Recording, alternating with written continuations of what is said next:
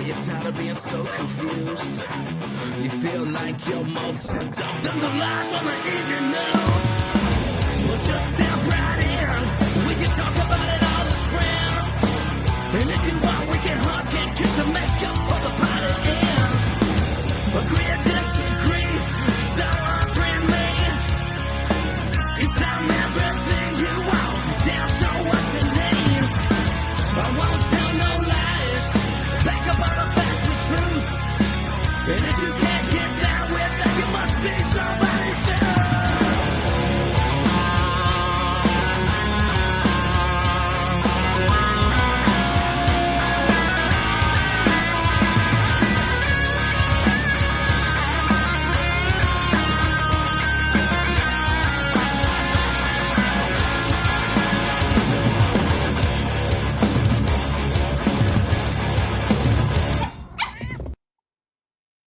When you get a sec, check out my buddy Matthew Spear over there at the Dumb Show.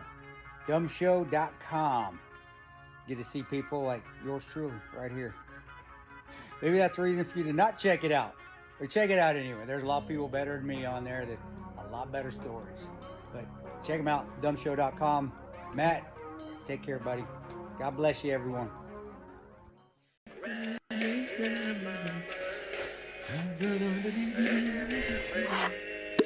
Hey, Liv. Hey, what? Hey, we got all our coffee tournament swag out. Remember? Tournament? Yeah, well, the drawing, Yes, the thing we did. the thing we do, we got them all out, and we actually went up calling a few listeners, and I think we should do a show where we call listeners because yeah, that would be fun. like not a show. Maybe we should just do like a segment where every week we randomly call a listener and just get their reaction. Because oh my god, people It are was like, awesome. people are like, oh, Matt and Liv from the dump. I've never. Hold on a second, let me put something on. And I'm just like, wait a second, this isn't video number one. And or I've never talked to celebrities before. I'm like, well, you still haven't, so you're gonna be fine. I thought it was kind of cool. Anyway, get some coffee, folks.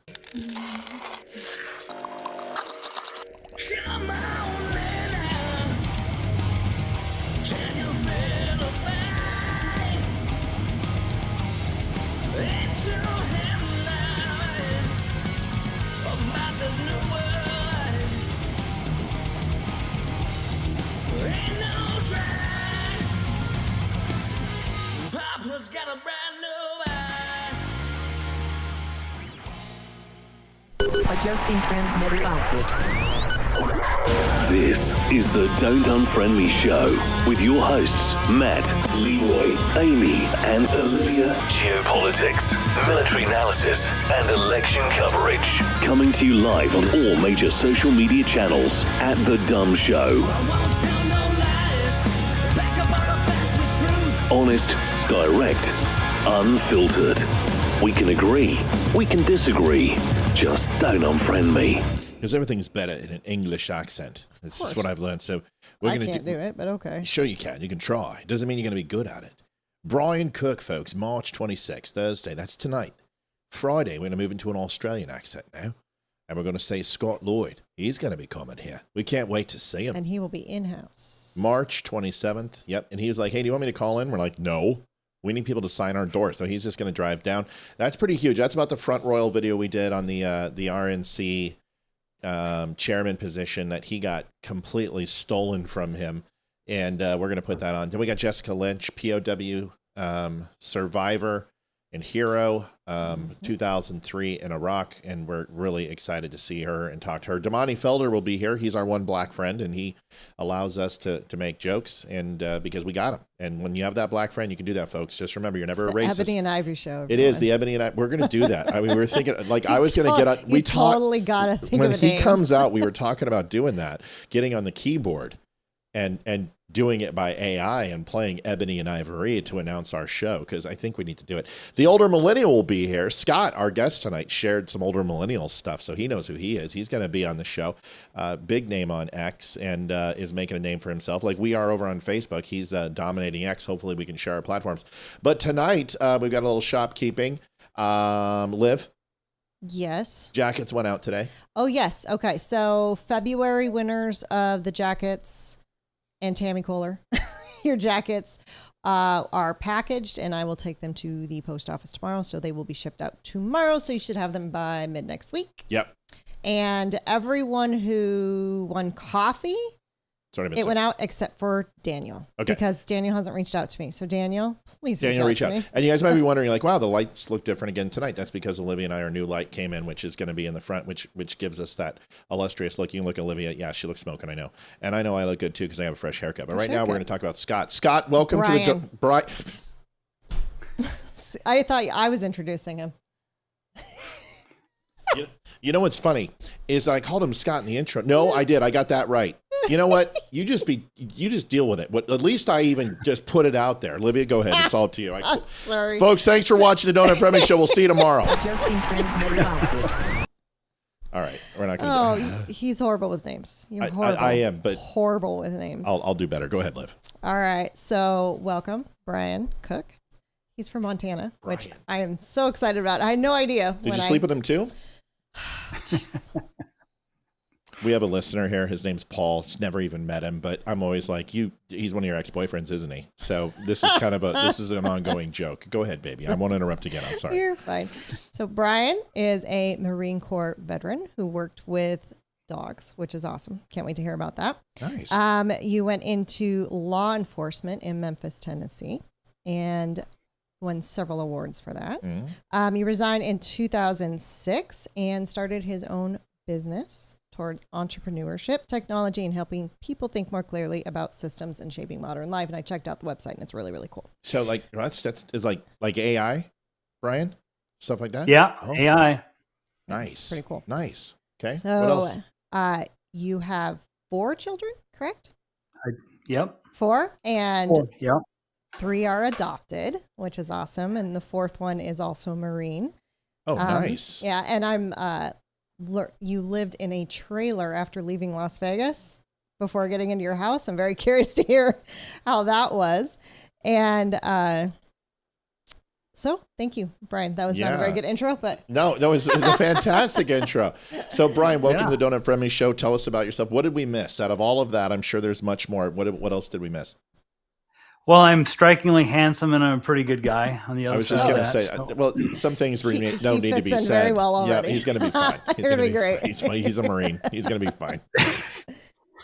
Yeah, and you said earlier, just throw a green crayon at me. I prefer the red crayons, just so you know. Roger that. Okay. All right. Got it. Red crayons. We'll save them. We've had a couple Marines on the show, so we're running low anyway. So. Yeah, I figured.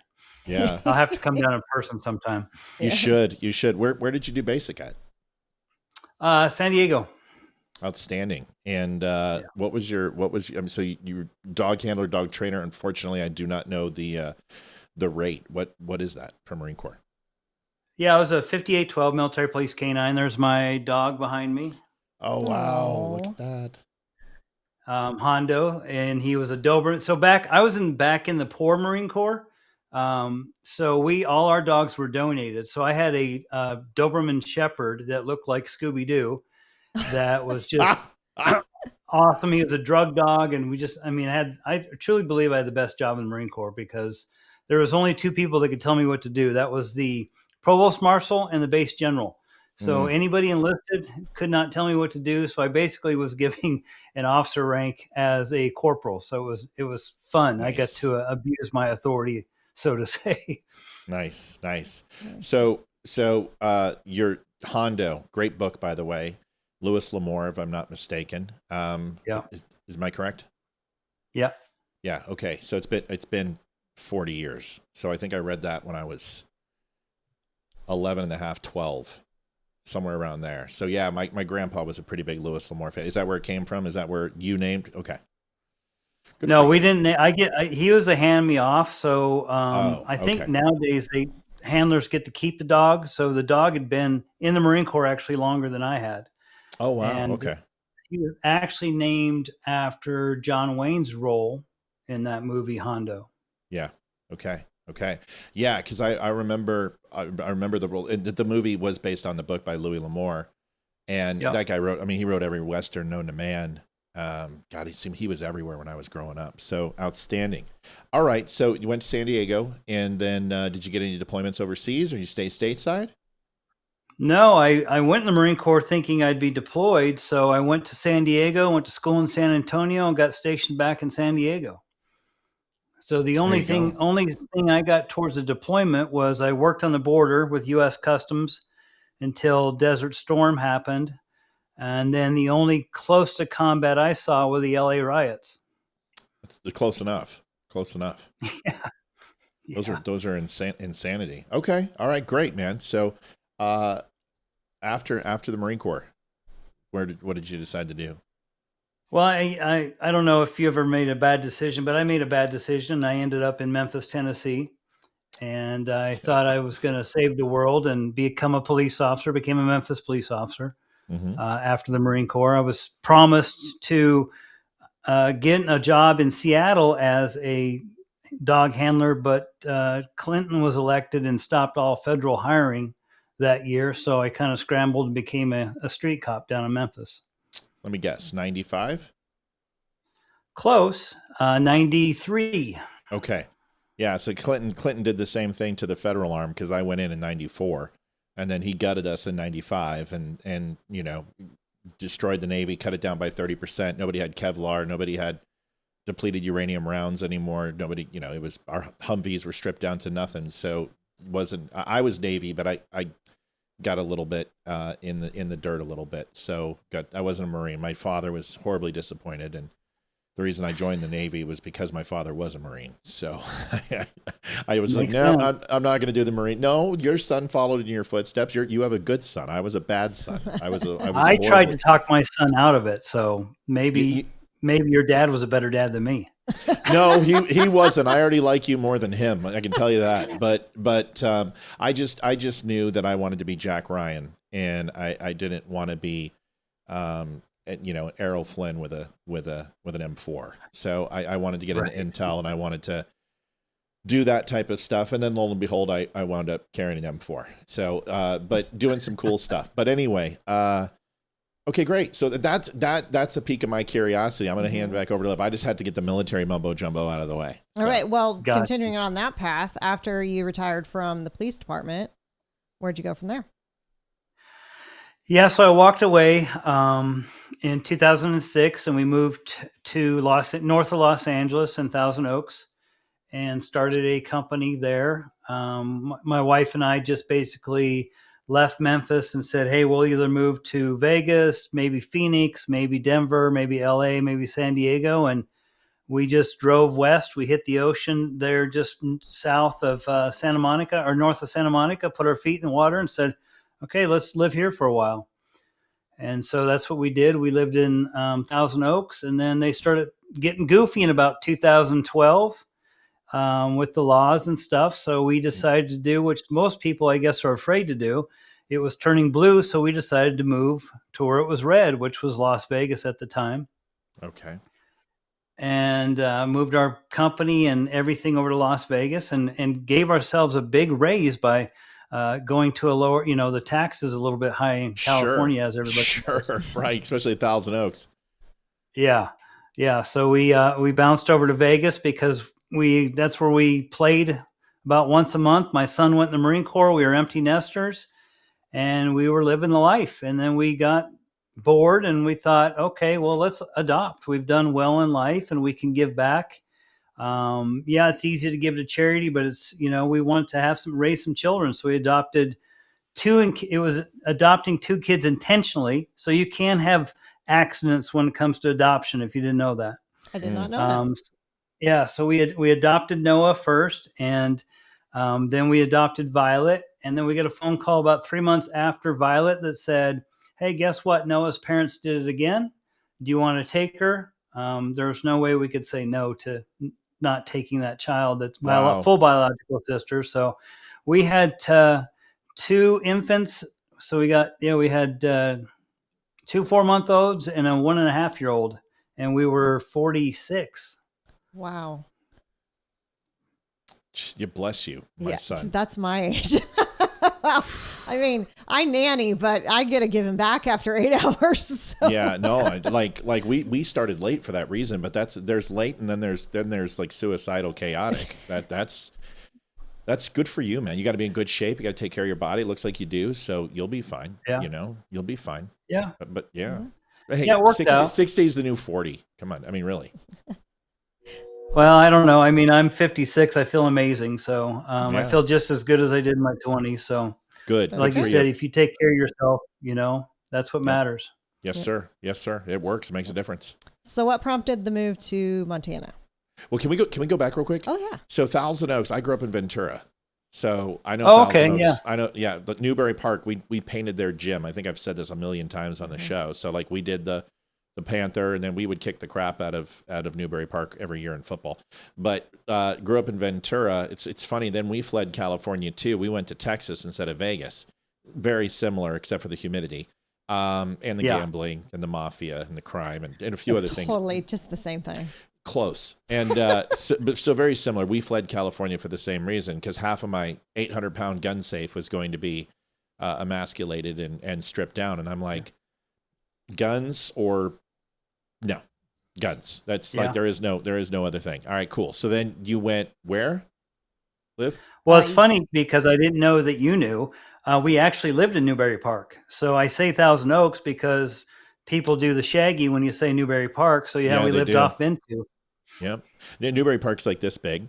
And you basically, you're either going to Santa Paula or Camarillo or Oxnard or Ventura or Thousand Oaks, and nobody ever goes to Newberry Park. Like, there's no reason. It's like you go to Westlake more than you go to Newberry Park. But it's kind of like Big Fork, Montana. Yeah. It is like what it is like Little Spoon.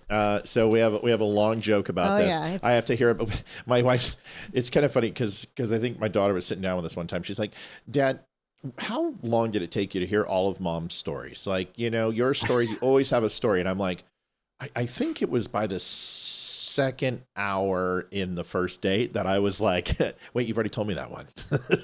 Oh, we give her a hard time. That Montana, we hear a lot of the same stories. Anyway, you moved to Montana into Big Fork. Yes. Yes. Yep. So after Vegas. After Vegas. So as crazy COVID hit, and it was a blue state at the time, and I think they were trying to outdo Newsom in California. Mm-hmm. So when I was constantly getting screamed at and yelled at, and my wife told me to behave, and they wanted to put masks on my kids. So we said, we got to get back to where we grew up. My wife is also from Montana. And we sold our house, we sold our stuff, and we bought a travel trailer and headed north. And we lived in the trailer for about 4 months, and we said, this is not big enough, so let's get a bigger one. Bought a fifth wheel, and then we lived for a year and a half in the fifth wheel until we were told that Violet, my middle daughter, had another sibling. So we attempted to adopt her, and basically wasted $20,000 trying to get her because the state gave her back to her drug dealing father. And so we thought we were going to get her. So we bought a house in Billings kind of on a whim. And that's the only reason we really moved out of the trailer. We were going to travel the whole country in the trailer. We had 3 kids, 3 dogs, a cat. Jeez, and it's like exactly our life story. Having fun. Did you adopt us? Because like this is our life story. Like in 4 years, we're selling the house and When the kids graduate. We're going to do a traveling podcast. We do this for a living, and we're like, let's just go to all different places around the country and have a new people sitting in front of us every single night, and just go talk to people around the country and get their opinions on things. That's awesome, man. So okay, so you did that, but then you had a surprise here, and how did that impact you? I mean, what was next after that? I'm, being a Marine and a police officer, I'm kind of broken, so I don't emotionally attach too well. Right. So it didn't have a huge effect on me. It really hurt my wife. It was sad that my kids got to meet, possibly their half sibling, and she lived with us for a while. 6 months she lived with us until the state of Nevada took her back. Just kind of segue real quick. Yeah. The mother was the same as Violet's. The father was not. And so a DNA test happened. The father got her. I handed her to him. And then 4 months later, he was arrested for dealing drugs, and then he abandoned her in the apartment by herself. The police came and got him, got consent to search. She had fentanyl, meth, and coke and money in there. And the beautiful liberal judge gave him a slap on the hand, and he got his kid back. And on top of that, he's illegal. Have you read any Tom Clancy?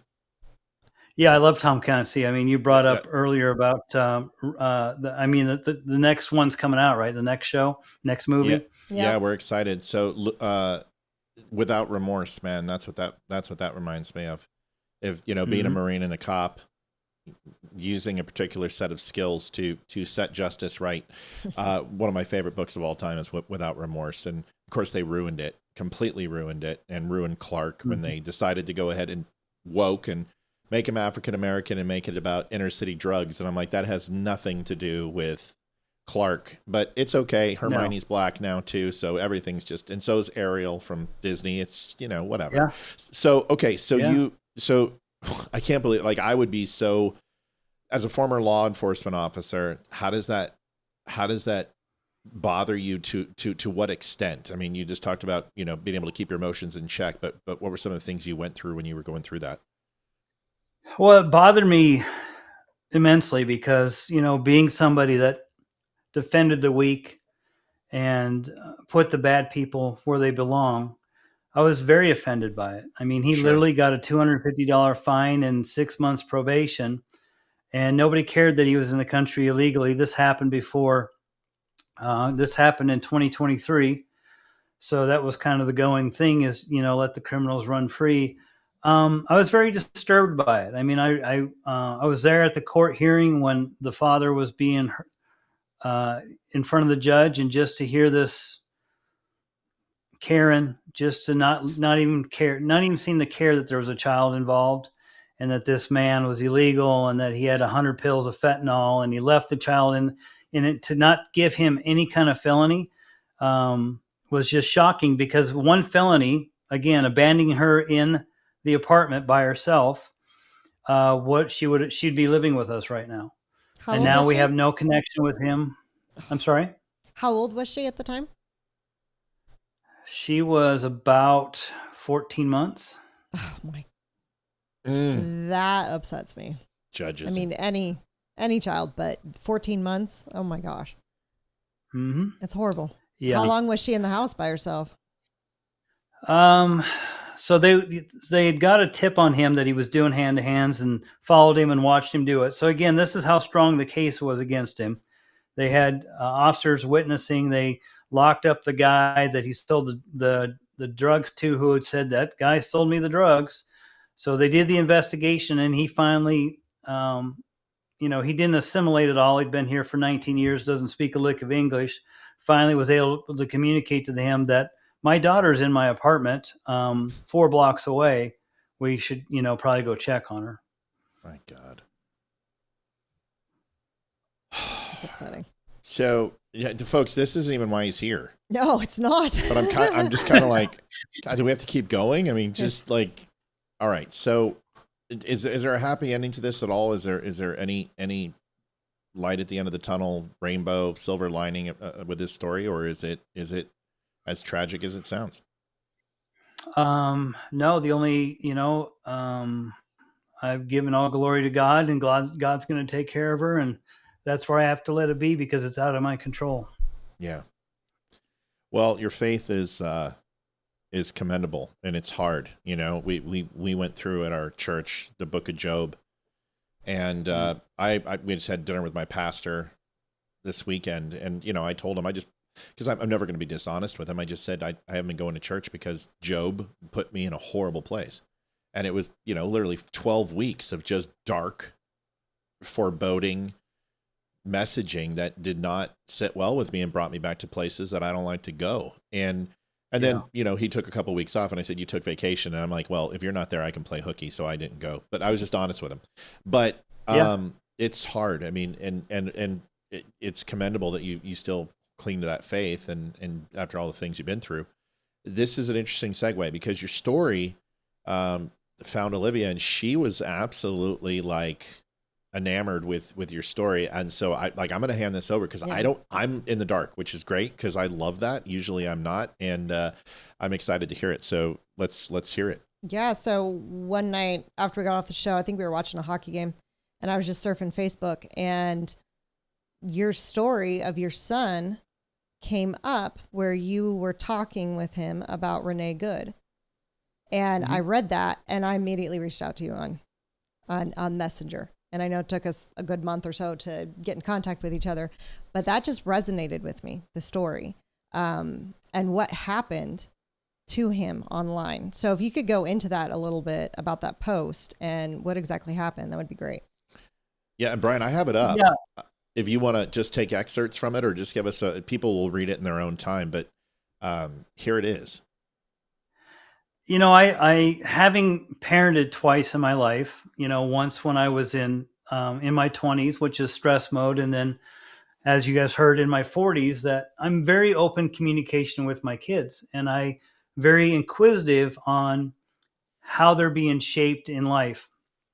And so I didn't know until this story that they watched CNN 10 in the classroom, and I instantly threw up red flags. What the heck's going on? Why is my kid watching news, period, let alone CNN in the classroom? What's CNN 10, So I did Brian? some Help everyone know what CNN 10 is. So CNN 10 is just, it's probably the most neutral thing that CNN does at all. It just kind of is 10 minutes of headlines and just touching the story a little bit, so they have something to discuss in the room. So it's not left leaning, it's not right leaning, it's just pretty neutral, like news should be, and just to give the kids an idea of what is going on in the world. Got it. Okay. Great, thank you. Yeah. So he had come home and said basically, and again, I don't. It's been a while, but I don't remember the exact conversation. But I'll put my old man glasses on. No, let the young man read it. Here, I got this. I mean, you're a ripe old age of 56, and you know I got this for you. It says, I love having conversations with my 10-year-old today. By the way, I'm 52 in like a week, and I feel like my eyes have failed me. I used to be the iron sights guy, you know, and not anymore. Me too. He told that at school they watched a segment on CNN 10 about the Renee Good shooting. We don't watch the news at home, and we don't sit around discussing events like that. We don't push opinions or narratives. If something serious comes up, it's because the kids bring it up. So this came entirely from what he saw and processed at school. I asked him what he learned, and he said a woman was blocking the police and tried to run over an officer. I asked, you saw that on CNN 10? And he said yes. Then I asked how it made him feel, and he said she was dumb. She should have listened to the police. Innocent 10-year-old.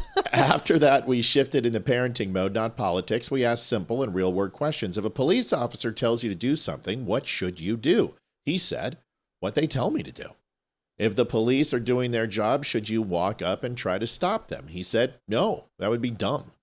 If you think a police officer did something, I know you're shocked that Navy guys can read, but we do okay. If you think a police officer did something wrong, do you argue with them in this moment, or do you report it to their supervisor? He said, you tell their boss. None of that came from us coaching him. It was logic, straight cause and effect, straight understanding of authority, safety, and process. What also made me proud was knowing his teacher didn't inject her own opinions. She didn't tell them what it is to think or how to feel. She simply let them watch and form their own conclusions. And here's the part that both is impressive and heartbreaking. It is sad that in the United States of America, my 10-year-old demonstrates more common sense and critical thinking than tens of millions of adults.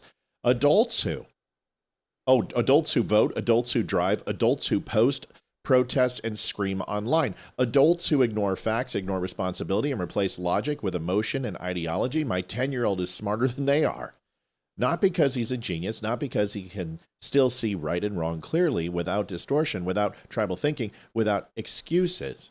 That tells me I'm raising him right. That tells me he pays attention. That tells me he understands how the world actually works. So what was the aftermath after you posted that?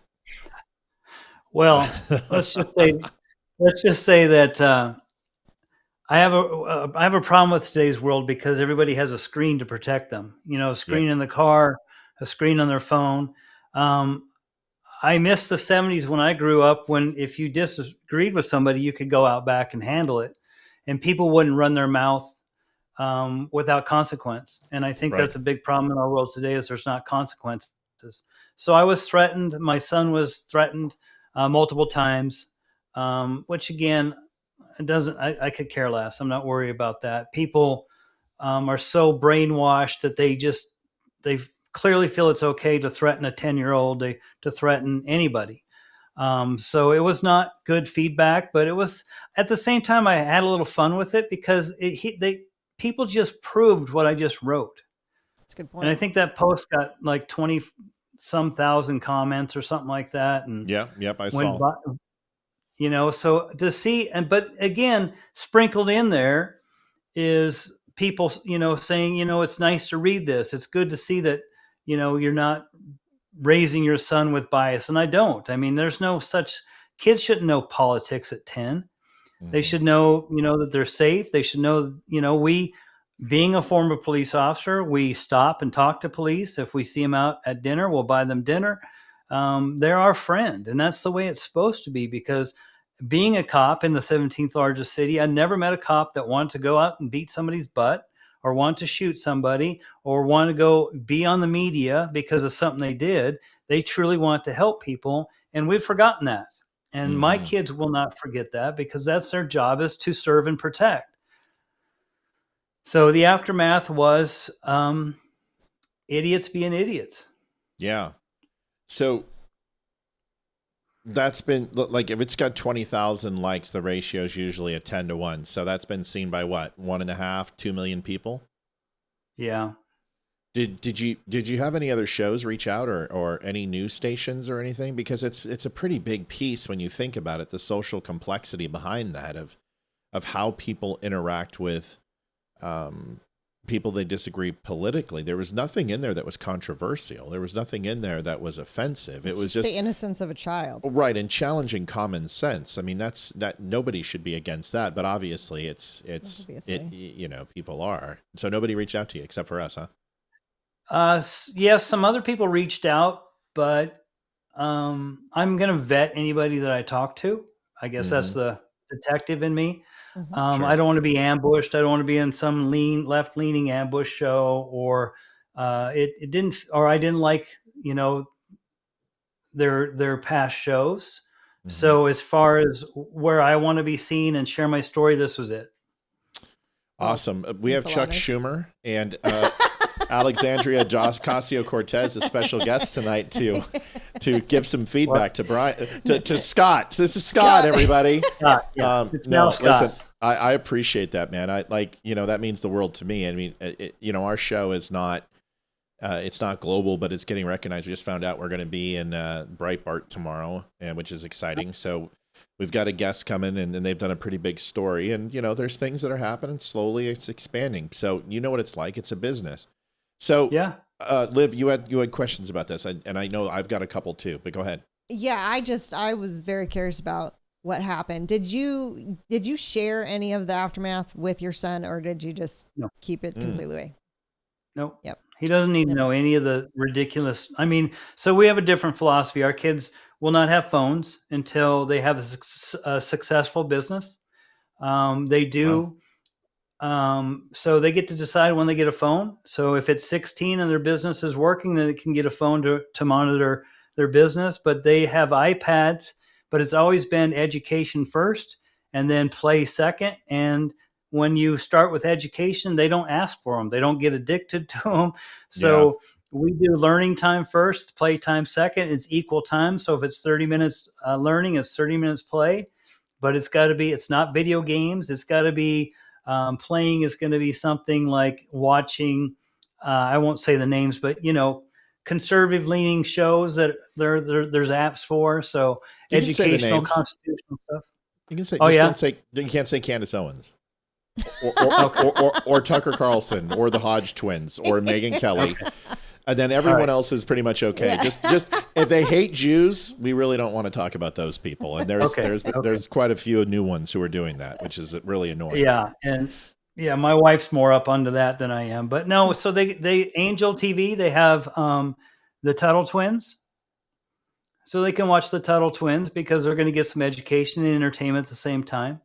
We have a few approved things on Netflix that I'll let them watch. But again, it's short. And again, it's a reward to a discipline they put in. I mean, the whole idea behind adopting kids was, yes, to love and raising them and stuff. But, a lot of parents raise kids to possibly be a professional athlete. Well, we raised ours to be professional entrepreneurs that start businesses and change people. And that's what we invested into. And we know we got to teach those habits at the early ages so they just seem normal for them. Brian, can I put you in touch with somebody who I think you need to meet? Because Mrs. is one of our followers, and she, our people are very similar. A lot of our fans are higher brow thinkers, critical thinkers, common sense people. That's because Olivia's here, and they find her attractive. So, but Mrs. made a comment. She's like, the accompanying picture that we put on there, this should be a children's book. And I'm telling you, man, a veteran military law enforcement, Leo, person who adopts, person who has Christian values, this would make a heck of a children's book. And so I don't know if that interests you at all in any way, shape, or form, but maybe introduce you to somebody who already does something like that and see if that scans and works, because I think a message like this really would resonate with a lot of families. And I know the viewers right now we're pushing 275, which, Brian, that's pretty good. That's pretty good. We're beating we're beating 3 different podcasts right now that are nationally recognized. So you obviously are resonating with people because people are staying and watching. So it's just some food for thought, and just something. And another 40,000 people will see this over the next 30 days. So something to think about. Yeah. Yeah, I'm open to anything, right? I don't believe in closed doors. I believe in yes, and if it's meant to be, then it'll come together. But I've been told that a few times that my wife has a degree in psychology. My former law enforcement self, so we don't do physical discipline. We have conversations. We treat children as intelligent humans, so they'll act like intelligent humans. So we're open to whatever comes our way. Cool. Awesome. Go ahead, Liv. So change in direction to your older son. So he is in the Marines. How long has he been in the Marines? And are you very proud of him for being in the Marines, or? I'm very proud of him every day. So he said he wanted to go in the Marine Corps. And I said, no, you should go in the Air Force. The girls are better looking. Yeah. And isn't that the truth? And then he said, no, he didn't want to. And then I said, well, then go to the Coast Guard. They're smarter.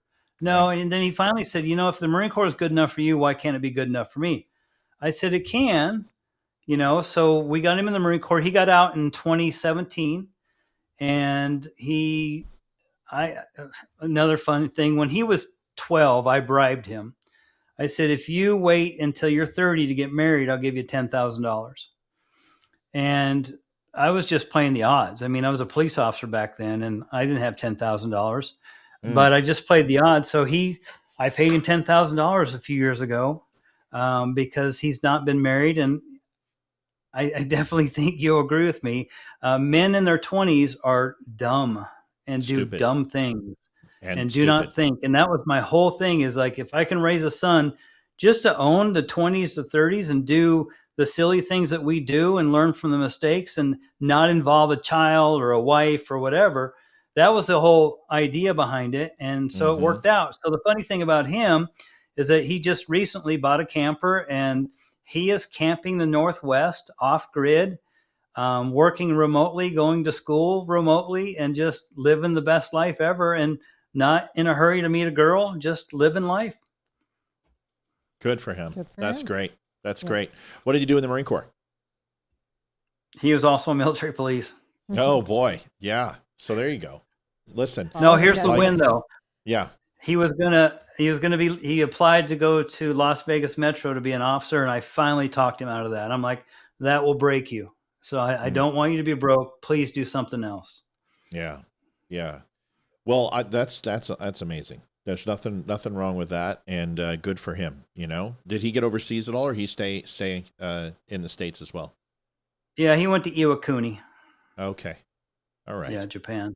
Yeah, no, I know it. I was in Yokosuka. I know it. Okay. Yep. Yeah. Yep, I know it well. Interesting. Yeah, so I did a little bit of time in Com 7th Fleet in Yokosuka. Okay. So we got down to Okinawa and Hokkaido and Yokohama Air Force Base and all up and down there. And then so I was on the West Coast and the East Coast. So I was in San Diego, Coronado, and I was also in Little Creek and Dam Neck at the same time. So in Virginia. So I got around on both coasts and got to see some of the fun stuff. So I was on an LCC for a little bit too, with a lot of Marines. So yeah, I have mad respect for Marine Corps, and I've always have. And my father being a Marine, and in another life, maybe would have joined the Corps if I didn't get a hold of Tom Clancy books in the summer of '92 and '93. Because once that happened, I was like, I want to be Jack Ryan, even though Jack Ryan was a Gyrene, which a lot of people don't know because they don't talk about much after his helicopter accident. What else you got? Because we want to.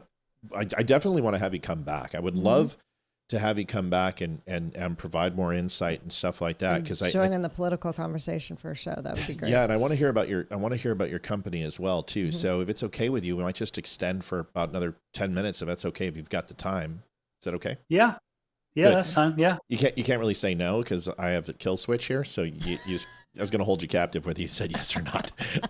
Go ahead, Libby. So kind of switching over to politics, which is more what our show is based on.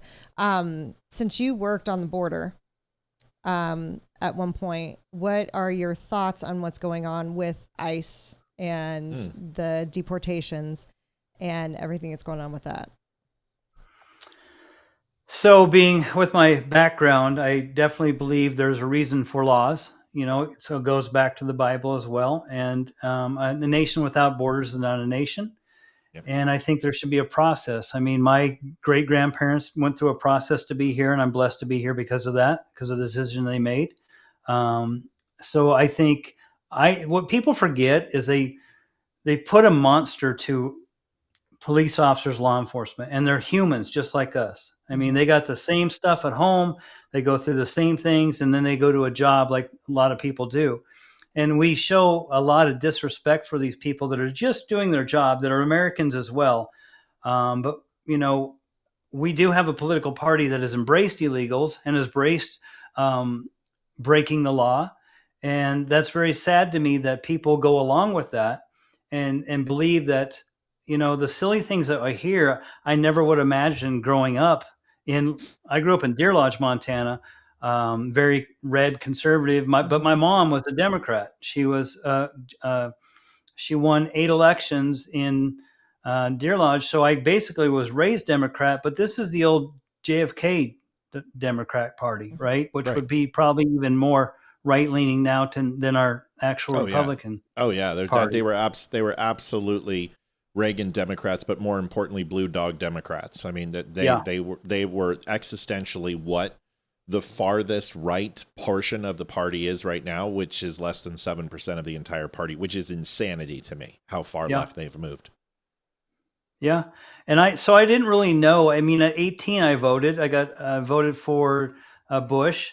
And even though being raised Democrat, it just made sense to me. And I can't even tell you who he ran against, but it just seemed like conservative values is what I felt matched my thing. And in 2012, when we moved to Vegas, we became independents because I thought Republicans were cowards and weak and feckless.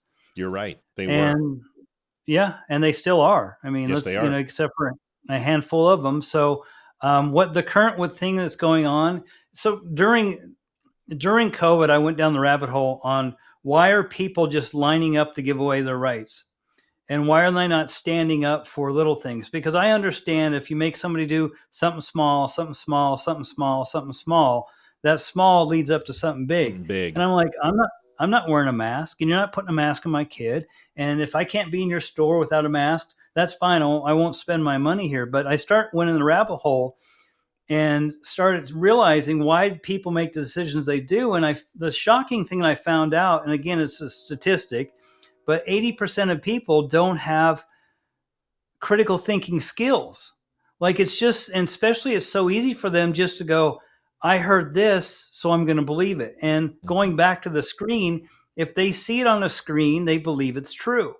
My thing is, I'm going to challenge everything. I don't care who said it. I'm going to challenge it because I'm seeking the truth. I'm not seeking a side. I don't need a team. I want to know what the truth is, and I want to know if it's aligned with what I believe is right and wrong. And what I believe was going on with the Biden administration was completely wrong. And I'm also not a person that's going to be like, I'm not pro-Trump. I'm pro-American. And I want whoever's going to best represent our country the best around the world. But we have to represent through strength, because you know as well as I do, if I show up to a gathering and I show up weak and I got my eyes down and I'm maybe flashing a little money, but I come across weak, somebody's going to take advantage of me. But if I walk in like a Marine and I look people in the eye and I stand tall, people are not going to mess with me. And I think that's how we need to behave as a country as well. Sure. No, you're absolutely right. How are you feeling with Iran? I mean, I know you've got an opinion on it, so want to get your thoughts. Well, I think about the barracks that blew up in 1983 is the first thing that comes to my head. And and then I try to question is, why do we wait? Yeah. Yeah. I've got three little kids. You know, I got three little kids that I have to hand this world off to. We have to hand off to. The millions of little kids in this country we got to hand the world off to. Yep. And I don't want somebody that hates us to hurt anybody. So I'm not a warmonger. I don't think it's good. Sure. I don't like it. I don't want any of my fellow citizens to die in combat. And I definitely don't want boots on the ground. But here's what I realize is that we don't know the real truth, what's going on behind the scenes. We don't know the intel they have. So we have to either trust them or not trust them. Mm-hmm. Has my support for Trump gone down at all? No. He's doing what he's got to do. Yeah. Well, nobody else had the balls.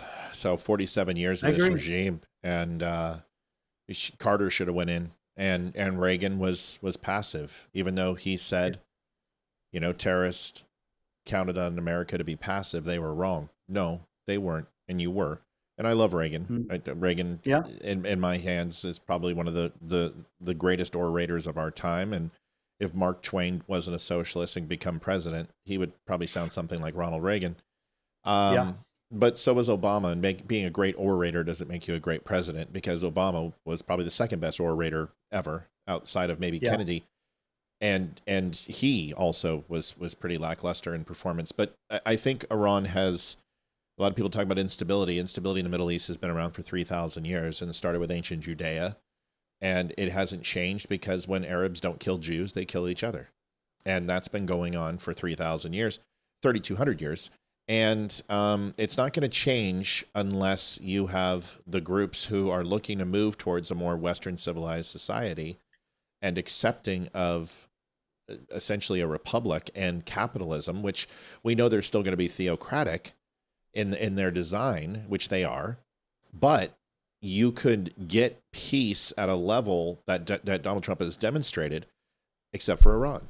And they are just funding these proxies to continue this constant bombardment of any treaty that, I mean, this is why October 7th happened. It's because Saudi Arabia and Israel were sitting down, going to sign the Abraham Accords, and that would have been it.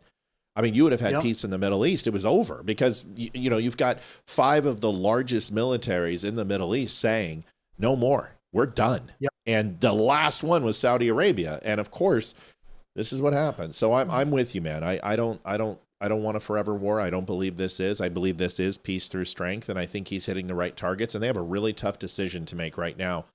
And I just hope they don't go to Karg Island. That's the one thing that I am praying they are not stupid enough to do. Because I think we're going to lose a lot of Marines, Brian. Yeah. If we go to Karg Island. Yeah, I agree. And I will, you know, Dad, you know what you said about Reagan, you know, Iran back when Reagan was there, you know, still being in the Cold War, dealing with the USSR. Yeah. I feel like Iran was just the gnat back then. Sure. You know, because it wasn't as prevalent as it's become. And again, time has allowed them to build strength. And I don't think they're as strong as they thought they were, though. No, they aren't. But the thing is, you know, I love when you said the intel, being an intel guy. I kind of laugh at that because I like to consider myself in the know. But you're right. Most people don't know what's going on. But the one thing we need to understand is back in 94, 95, 96, I explained to people that there were groups put together, and in intelligence, especially in naval intelligence and Marine Corps, we train in the same place in the MITSI, is we put together strike groups that would, you know, write strike plans. And 75 of us sat in a think tank and with a lot of coffee and a lot of cigarettes. And we had to create a plan of how to take Tehran within a 72-hour time frame. And I've explained this to people several times, is there was a 78% contrition rate on the first wave of aircraft that went in, bombers and fighters, back during that time. And to lose 3/4 of your air wing is I mean, that's devastating. That's like losing a couple aircraft carriers in World War. And to show people that we sent and we've conducted 7,000 sorties, and we haven't lost one aircraft except for friendly fire and a KC-135, which we know refuelers have accidents. It is incredible, considering that Iran had the greatest inter-air defense system on the planet, you know, 20 years ago. So it just shows you what they did in Midnight Hammer, how they weakened those IAD systems so we could literally own the skies within 36 hours. I just don't think people understand. It's not that Iran underestimated themselves or overestimated themselves. It's that the United States doesn't care because their over-the-horizon targeting is untouchable. It's just untouchable. Yeah. It's pretty cool. So anyway, listen, Liv might have something else, but I want to hear about empowering humans at the end. So let Liv do her thing, and then I can give you a couple minutes to talk about your company. There was one really good question by one of our listeners, and she said, what do you think is the cause of the lack of critical thinking today? Yeah. Yep. There you go. That's a very simple answer. Such a good answer. It's perfect. Perfect answer. Yep. There it is. All right. Nothing. Yep. Simple.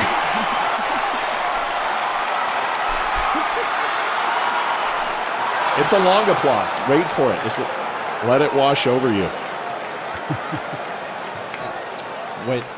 When you surrender your ability to compute the obvious, it surrenders your opportunity to understand the complex. And that's the problem, is people have surrendered their obvious critical thinking skills, which means logical, deductive reasoning, cognitive dissonance takes over, and they're separated from their ability to process things without assistance. And that is why the public schools, I'm going to say public schools and that phone, are to blame for what you're saying. I'll just throw public schools in there. It's not as good as your answer, but it's still pretty good. Yeah, especially our public schools. Yeah. But, well, I think the word is wrong. I think it's not school anymore. I think it's public indoctrination. Yeah, it really is. It really, they just don't have the barbed wire and the constant megaphones with 24-hour indoctrination, but it's pretty close. They've literally cut off the societal aspect of school. And it used to be a communal effort to raise children. But you skinned a knee, or you cooked lunch, or somebody stayed over at the house. Like when we came here from Texas and we're like, hey, can they sleep over? People were like, are you a pedophile? I'm like, what are you talking about? They're like, my kid wants to have a sleepover. And they're like, we don't do that here. And you're like, what are you talking? So we had to like introduce it to our neighborhood and our town. Now everybody does sleepovers, but when we got here, people are like, no, we don't. You're not going to stay at some stranger's house. Like, no, you don't understand. The kids put up a sheet, and they build up chairs, and they sleep in sleeping bags, and they have fun, and they stay up all night and eat candy. This doesn't sound familiar to you people. And you're just like, God, you didn't even have a childhood. No, it's just communal raising of children. It just doesn't happen as much as it used to, and it's sad. For sure. Well, parents don't even make their kids go outside anymore. Right. I mean, how many times do you go to a restaurant and the whole family's on a device getting dumber? Right. Right. We've got a photo of that. Like, yeah. we you have have to go outside. We had all of our cousins and aunts and uncles. It was my birthday dinner and Holly's birthday dinner, our cousin, and the entire family was there. Our daughter was 2.5, and I was like 6 20 months kids, pregnant and they're with our all on the son. phone, and we're just like, all the kids were on the phone. It was including our 2-year-old. it's ridiculous. It's pretty sad. So I got one more question. And this is a staple. Oh my Every God. single no, this will This never is really change. going to depend upon whether you come back or not. This will never change. Every single guest has to answer this question. All right, just bring it on. Pineapple on pizza. Do you agree? Yes or no? Oh, hell no. That's my boy. Hey, I got Why the would last you 4 put guests. fruit on something that is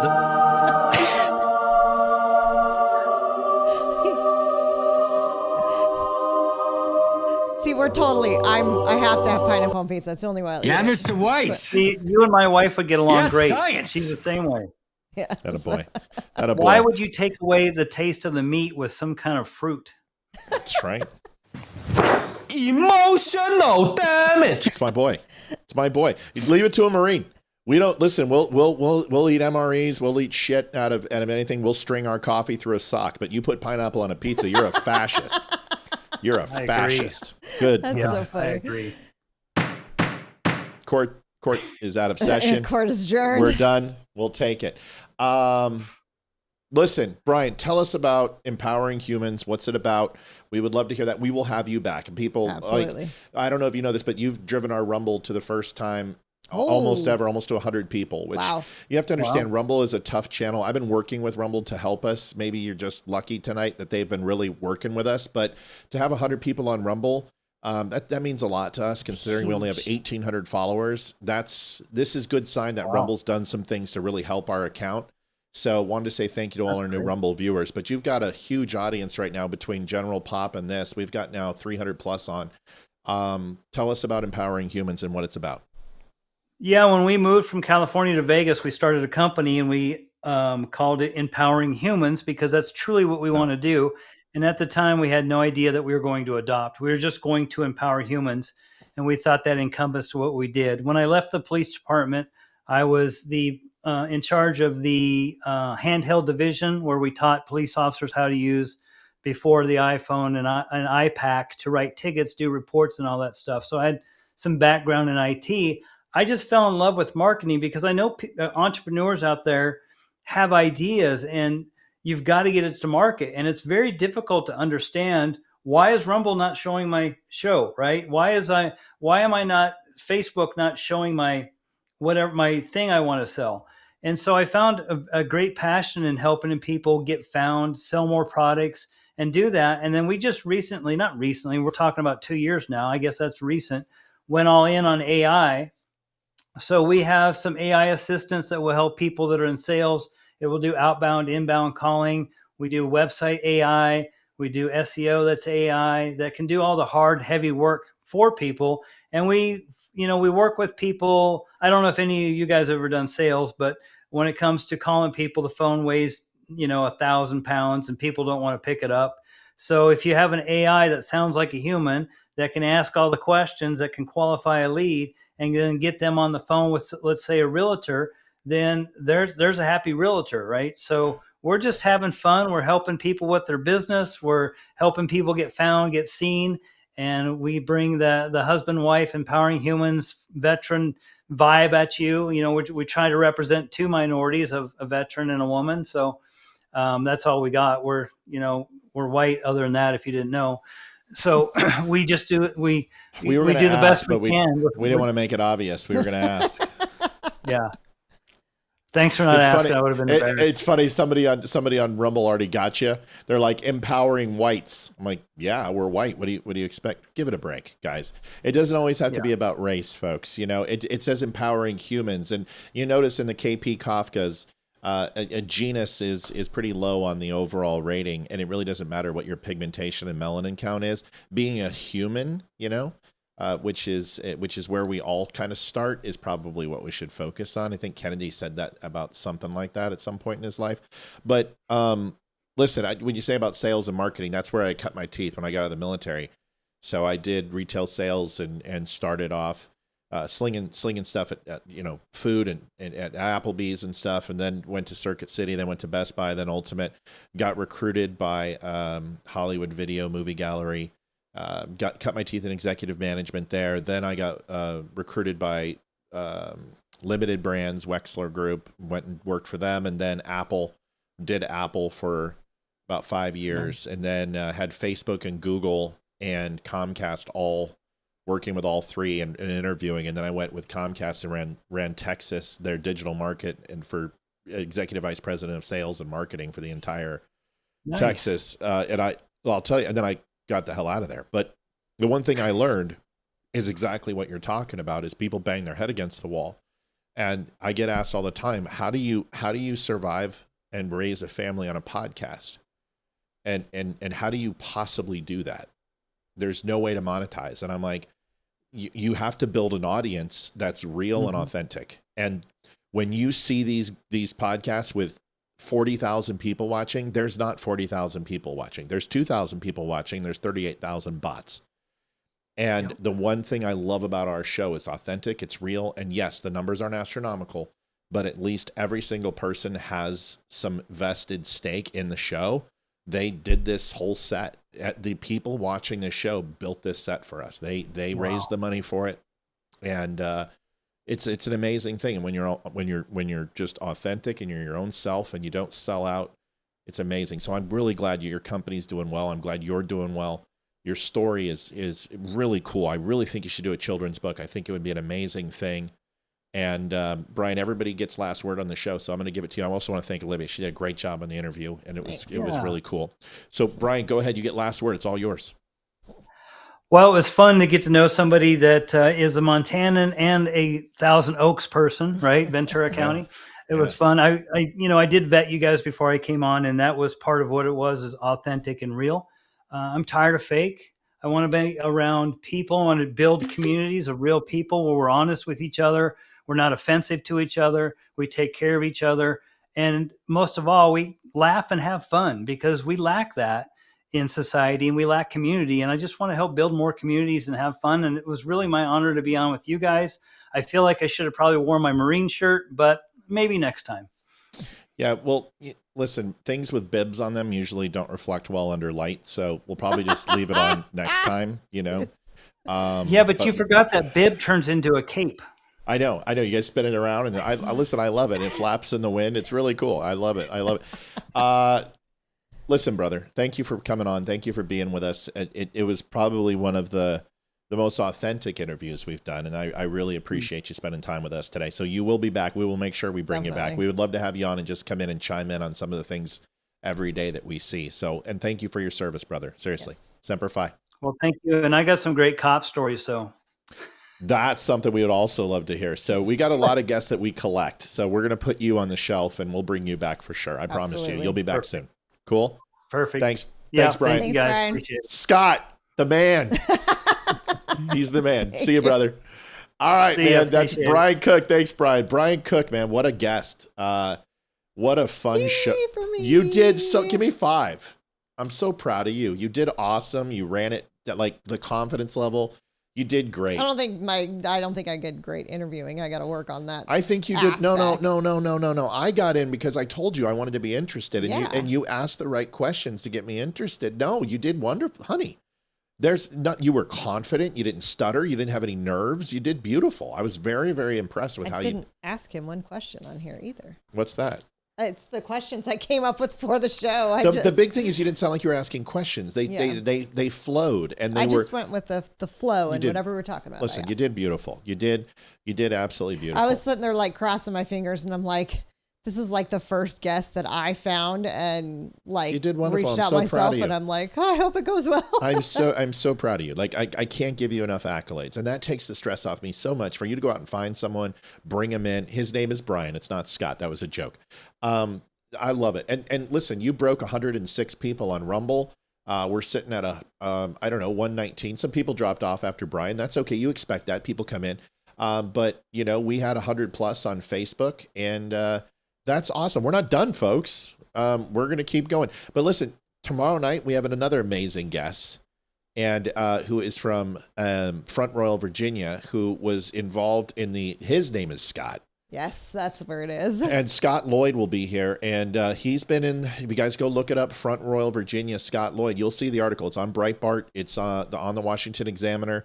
I just got a hold of one of the Breitbart writers who just reached out to me, just sent me a text, says we'll be publishing an article soon. It'll give you some content for your interview with Lloyd tomorrow. So he's watching the show, and we're really appreciative. So right now, donations are on thedumbshow.com/donate. As you know, we are a donation-based show. I will say, Olivia, the lighting we've got you dialed in. You look as you look in person. You look gorgeous. You look beautiful. The new light, we got a few of them, and we got some front lights, and they are making a massive difference on the show. So let's get to it. We got a lot to do. So donations are open. They always are open. We just don't share them when we have guests because we don't want those people to feel uncomfortable. Man, we're excited. We got. Did you say Scott's going to actually be in studio tomorrow? Scott will be in studio. Yeah, I got to get the other light installed, but he will be in studio, sitting here. We're gonna have a great conversation. We want you to be there. Sandra Casey, welcome. Very interested. Did a terrific job, Olivia. I agree. Olivia killed it. Thanks. Tomorrow's going to be fun too. Like, you got to be here for tomorrow because there's a lot. Am I going to be on the show since he's live? And I mean, you did such a great job with Philip by yourself. I'm like, I don't know. I don't want to. I know nothing about this, so I don't want to. I think you need to be here. Okay. It's going to be that big of a show. And Philip's different. Listen, people, you are a part of this show more than I'm a part of this show. You have become a staple of this show, just like Leroy and just like Amy.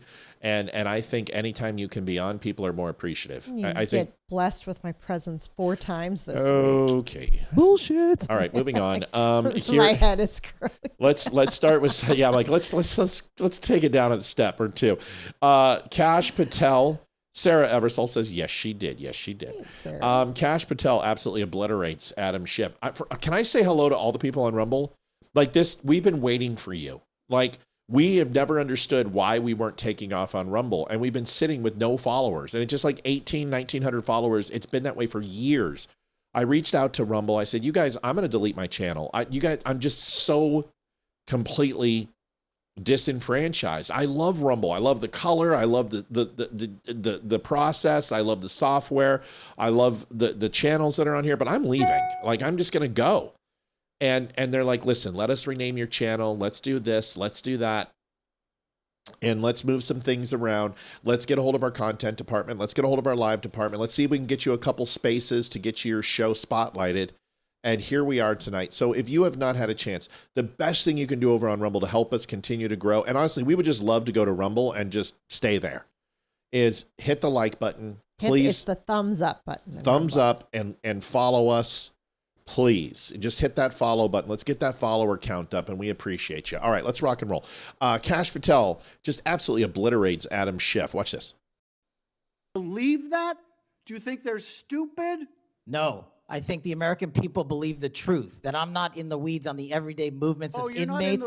What I am doing is protecting this country, providing historic reform, and combating the weaponization of intelligence by the likes of you. And we have countlessly proven you to be a liar in Russiagate, in January 6th. You are the biggest fraud to ever sit in the United States Senate. You are a disgrace to this institution and an utter coward. I'm not surprised. I'm not surprised that you continue to lie from your perch and put on a show so you can go raise money for your charade. You are a political buffoon at best. Well, you can take an internet troll. Take it to the bank that the FBI is protecting this country and the state and citizens of the California. We are bringing historic reform.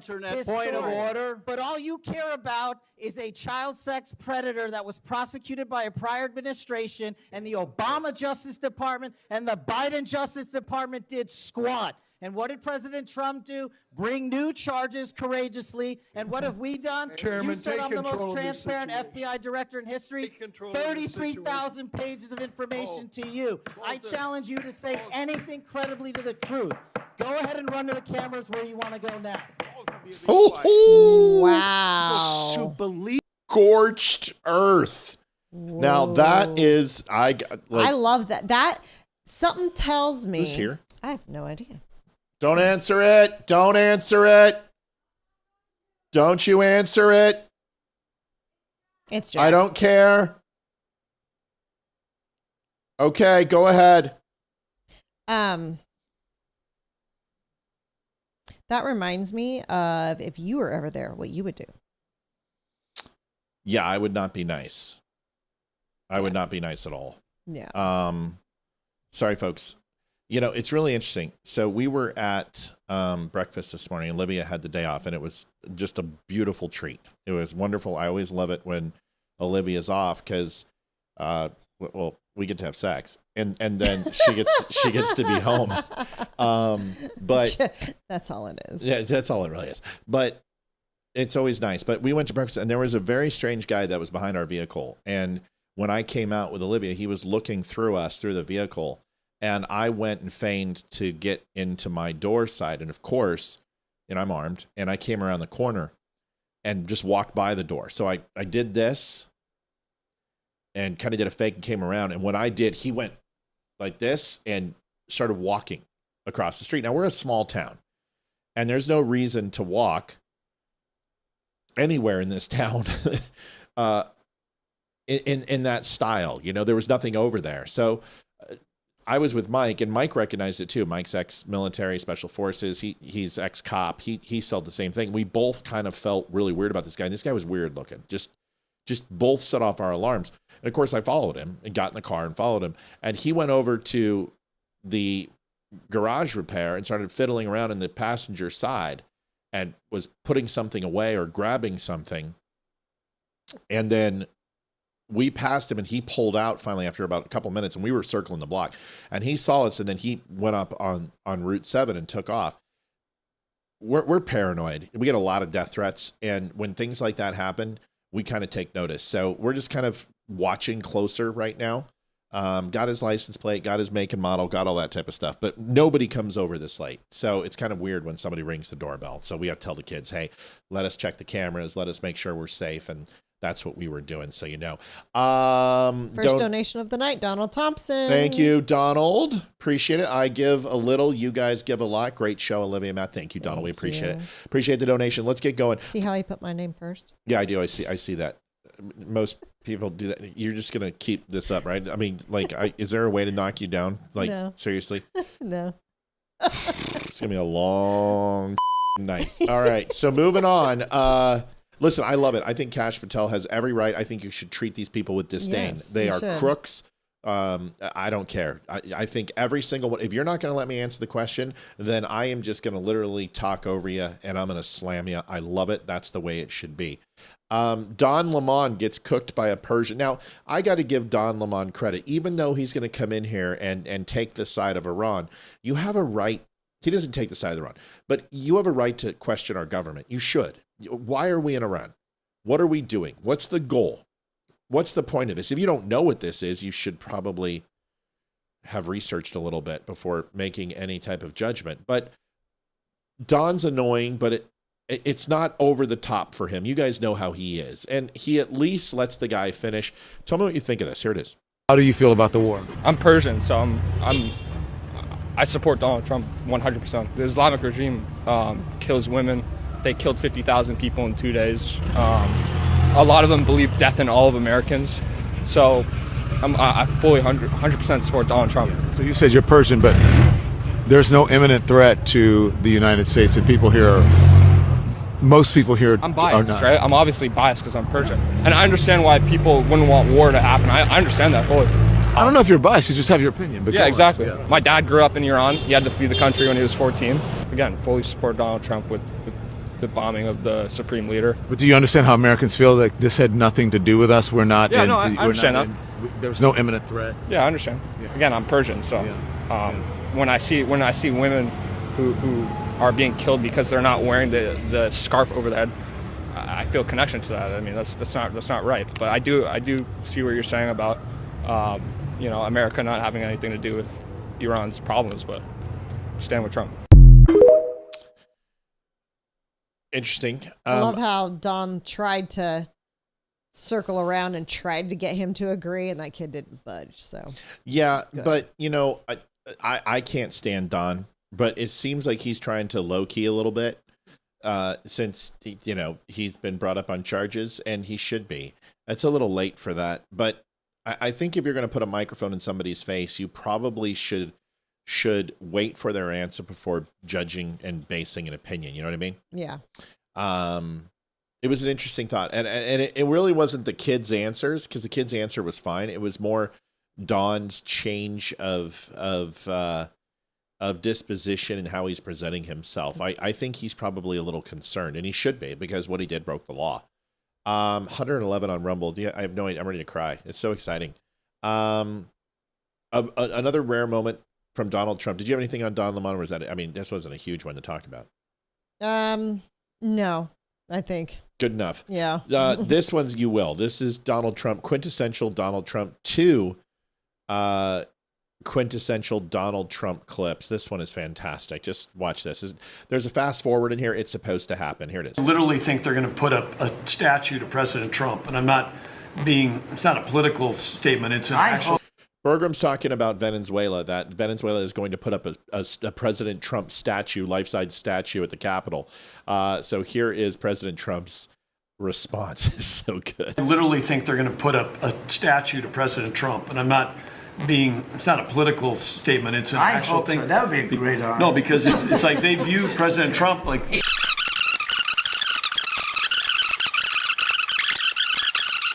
That flows to American refineries on the Gulf Coast, lowering the price of gas in America. So it's a. Forget that. When are they going to do the statue? The hell with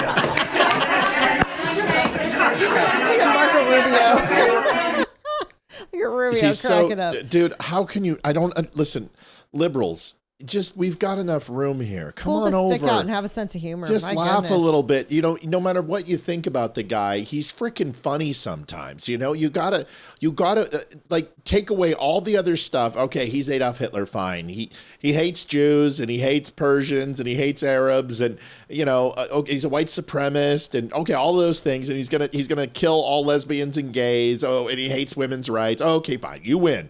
All those things are true about Donald Trump, but he's freaking funny, man. You gotta give him that. How do you not give him that? You know what? That's all great and all, but let's talk about the statue. It's so good. It is very, very quick. That video you showed me earlier of the guy who does Donald Trump, by chance, you didn't bookmark that. I didn't, but we want to get him on. Like, I want to surprise people because he's a real talent. Plus, he's black. And how many black guys can do Donald Trump perfectly? Okay, you need to get me his info. I will. Okay. I will. I'll get it. And for I you. will do my best. Yeah, I love it. Allison Jen comes over to Rumble. I know. It says, oh my God. Coming over here from Facebook to up the numbers one more. We've never seen this on Rumble. It's insane. Ever. Like the most I think I've ever seen 50 or 60 was maybe. like 82, and it was on an election night, which we always have. Oh yeah, it's like there's numbers. like 1,000 people on election Exactly. night. So Rumble people very excited to see you, and we're doing great in general pop too. I mean, Facebook's doing well right now. YouTube's doing fine. We're excited. We're very excited. $20 though on the donation front. So we'll see if we can get that going a little bit. Remember, folks, we don't ask for a lot. A lot of these shows will do $1,000. We don't do that crap. We're looking for $300 a night is what we do. It's enough to get by and supplement versus advertising, and then getting some swag and some T-shirts and coffee. We're not in this to be multimillionaires. That'll come, and hopefully a corporate sponsor that we won't have to sell out to. But we are willing to sell out. And also, I've heard there's some Jew money out there for 7,000 schmeckles if we say nice things. We love Benjamin Netanyahu. We love and believe that the sovereignty of Israel is the most important thing, and the only way you can be a true American is to be a Zionist. So if you want to deposit that $7,000, we're ready to go. We'll take some of that. Well, each. There's two. You didn't say anything nice. She looks like a Jew. That's the nice thing. She really does. I mean, she looks like a Jew. So it's not, her maiden name was Rice, but we can go ahead and say that it was Steinberg. Olivia Steinberg, everybody. Looks good. No, Jewish on my mom's side. So there we There go. it The is. name doesn't need to There change. it is. Here's also Trump frees Taliban prisoners. This is, hi, baby. Doggy's here. Doggy's here. Oh, she's getting love from you. So here's, hi, sweetie. Hi, baby. Come say hi to everybody. Say hi. Oh, there's the Ashala. There's the Ashala. She's so excited. She's a good puppy. She was happy mommy was home today. She was, and so am I. All right. So here's the deal. Folks, we have visitors, we have cats, we have dogs, we'll have kids. This is I already had to kick the cat off 4 times during the interview. Studio is in the house. It gets no more real than right here.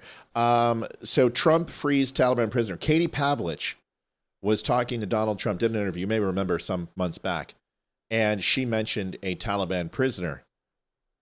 Watch this. This is classic. And of course, the media said there's nothing they're going to do.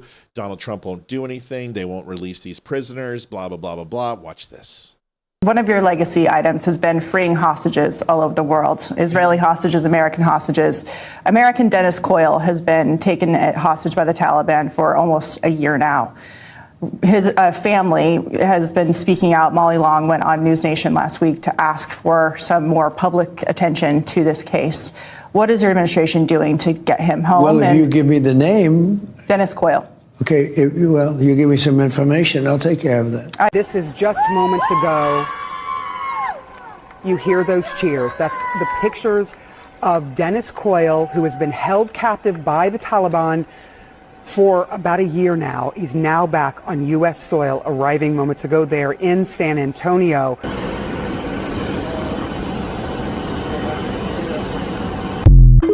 What a horrible president. Just horrible. So Katie Pavlich is on, she's left Fox and she's now with As I say, I haven't seen her. News Nation, I believe. Yeah. I loved her shoes. Oh, I love her. She's amazing. She's wonderful. No, her shoes were awesome. I love her too. I'll love her shoes if you would like me to. I mean, I do. I'm a foot guy. Comment. I'm wearing them now. Shoes, greatest shoes ever. So Katie Pavlich, man, she's super smart, and she's there with the president. She has the stones to say this, and then what does he do? Well, give me the name. Give me the name. Makes it happen. Let me fix this. Let me call the Taliban right now. So I'm sorry, the guy gets things done. He's got, and I know, and he doesn't have to trade pallets of cash to get them back either. Oh boy, yeah, or America's values. I mean, it's pretty amazing. Or our integrity. Yeah. But I am willing to sell my integrity for donations, since the dumbshow.com / donates at $20, which is kind of unnerving. This guys, we have guests, and this.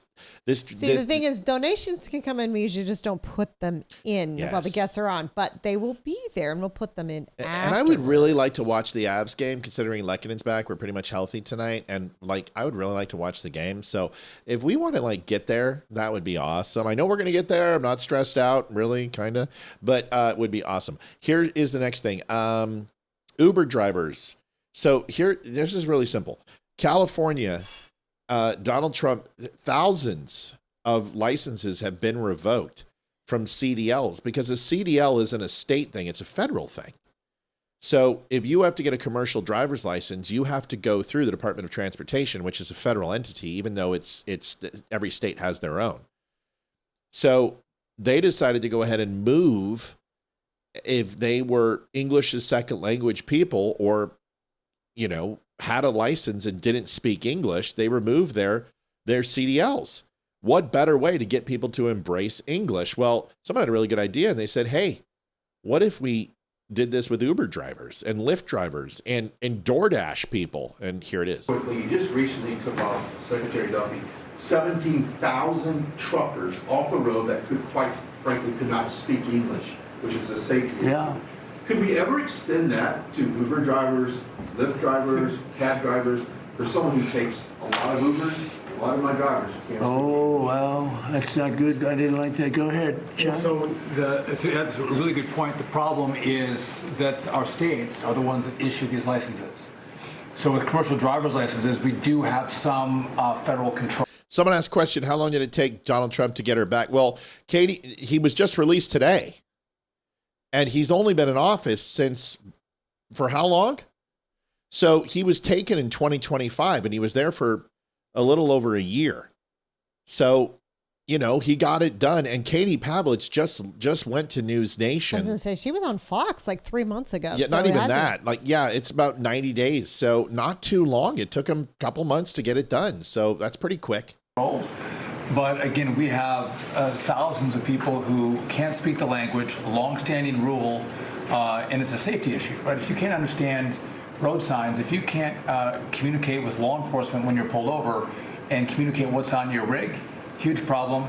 But the last administration, Mr. President, they let truck driving schools self-certify that they were qualified to train truck drivers. And so this is like the Leering Center. So you pay $800 and you get a certificate that you passed a CDL driving school. And again, they have no skills. They don't have the knowledge, and they don't have the skills. They haven't gone through any of the testing. And then they get licenses, and they're killing Americans on our roads. So it's remarkable, the rot that the last administration allowed to take place. We are ending that, and I need partnership with our states. Even California started to come on board. Even Gavin has started to play ball with us, which is surprising. Sure. Not all the way, a little bit of ball.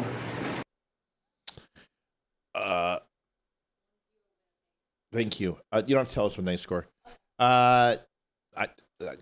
Yes, please. More? You know what I mean? Mm-hmm. I mean, can we fix 7-Elevens too? Do they still have 7-Elevens? Yes, they do. We actually have one in town. Amazing. How can you not speak English when you're servicing Americans? Now, I understand we don't need to make English the official language, but this is the United States, and can we just openly admit that English is the predominant language in this country and always will be? Our road signs are in English.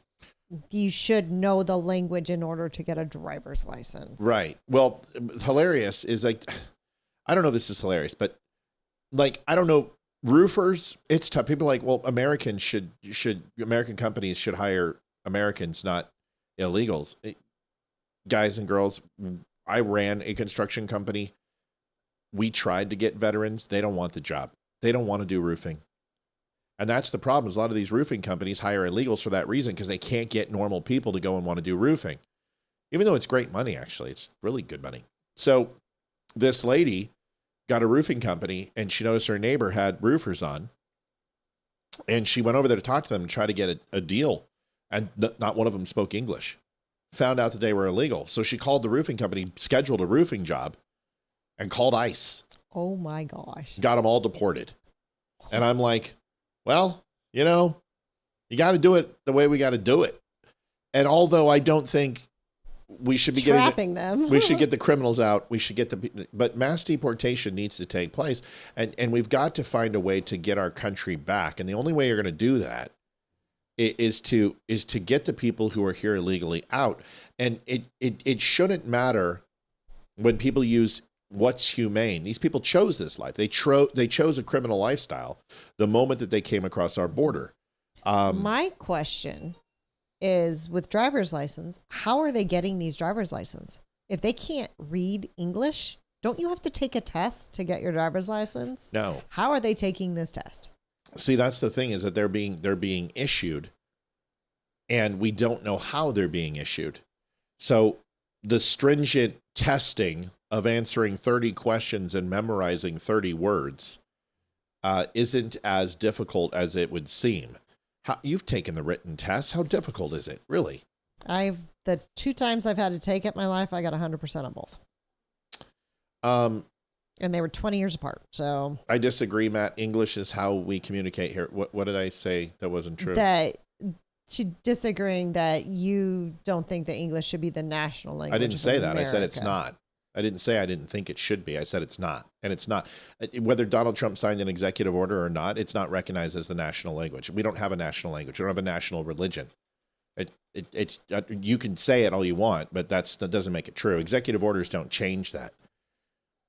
States decide ultimately what their religion is. That's why the Founding Fathers did that and segmented, not separation of church and state from government. It's that the states under the 10th Amendment could reserve powers to those states. That's what they wanted, is because each state had a different demographic and religion, whether they were Presbyterian, whether they were Baptist, whether they're modern day Christians. So to sit here and say that government and religion should be separate, no, this is why the Founding Fathers created the 10th Amendment, is so the states could decide. And the states also had different ethnicities, not just English, but had broken English. Some people were from England. Some people came over and were Irish. There was a mishmash of different languages. You guys know this. If you go to Boston and then you go to New Mexico, they're 2 completely different languages. And a lot of the vernacular is different too. We are a nation of immigrants. And although we do business in the English language, and although we write in the English language and all of those things, we are not only a dedicated language of English in this country. And whether there's an executive order that says that or not. Now, do I disagree with it? Yeah, I think we should have a national language. I don't think we should have a national religion. I agree with that. People say we're a Christian nation. I don't think that that's something that that works, because we also have freedom of religion, and the government doesn't get to define that. People get to define their own. We don't need a national religion when freedom of religion is yours to express, and the individual rights of every American to choose whatever religion you want. A national religion isn't needed. Now, a national language, well, I think there should be standards. And I think, obviously, if you're going to do business, you should speak English. If you're going to run an establishment, you should speak English. If you're going to be a Lyft Uber driver, or you're going to apply for a CDL, you should speak English. All of those things are absolutely true. But just because there's an executive order doesn't make it so. And as we know, this is what is my biggest concern when it comes to Democrats taking over, folks, is because what they're going to do is just simply strike all of these and overrule every executive order that Donald Trump's put into place, as they did with the border, as Joe Biden went in and wiped out 96 executive orders that secured the border, and we got into this mess. Yep. So we can say it's the national language, and we can say that it's the Gulf of America now, but it won't be. It won't be, because it's not codified. So we can sit here and like jerk each other off all day and say it's the national language. It ain't. And it won't be until it's codified.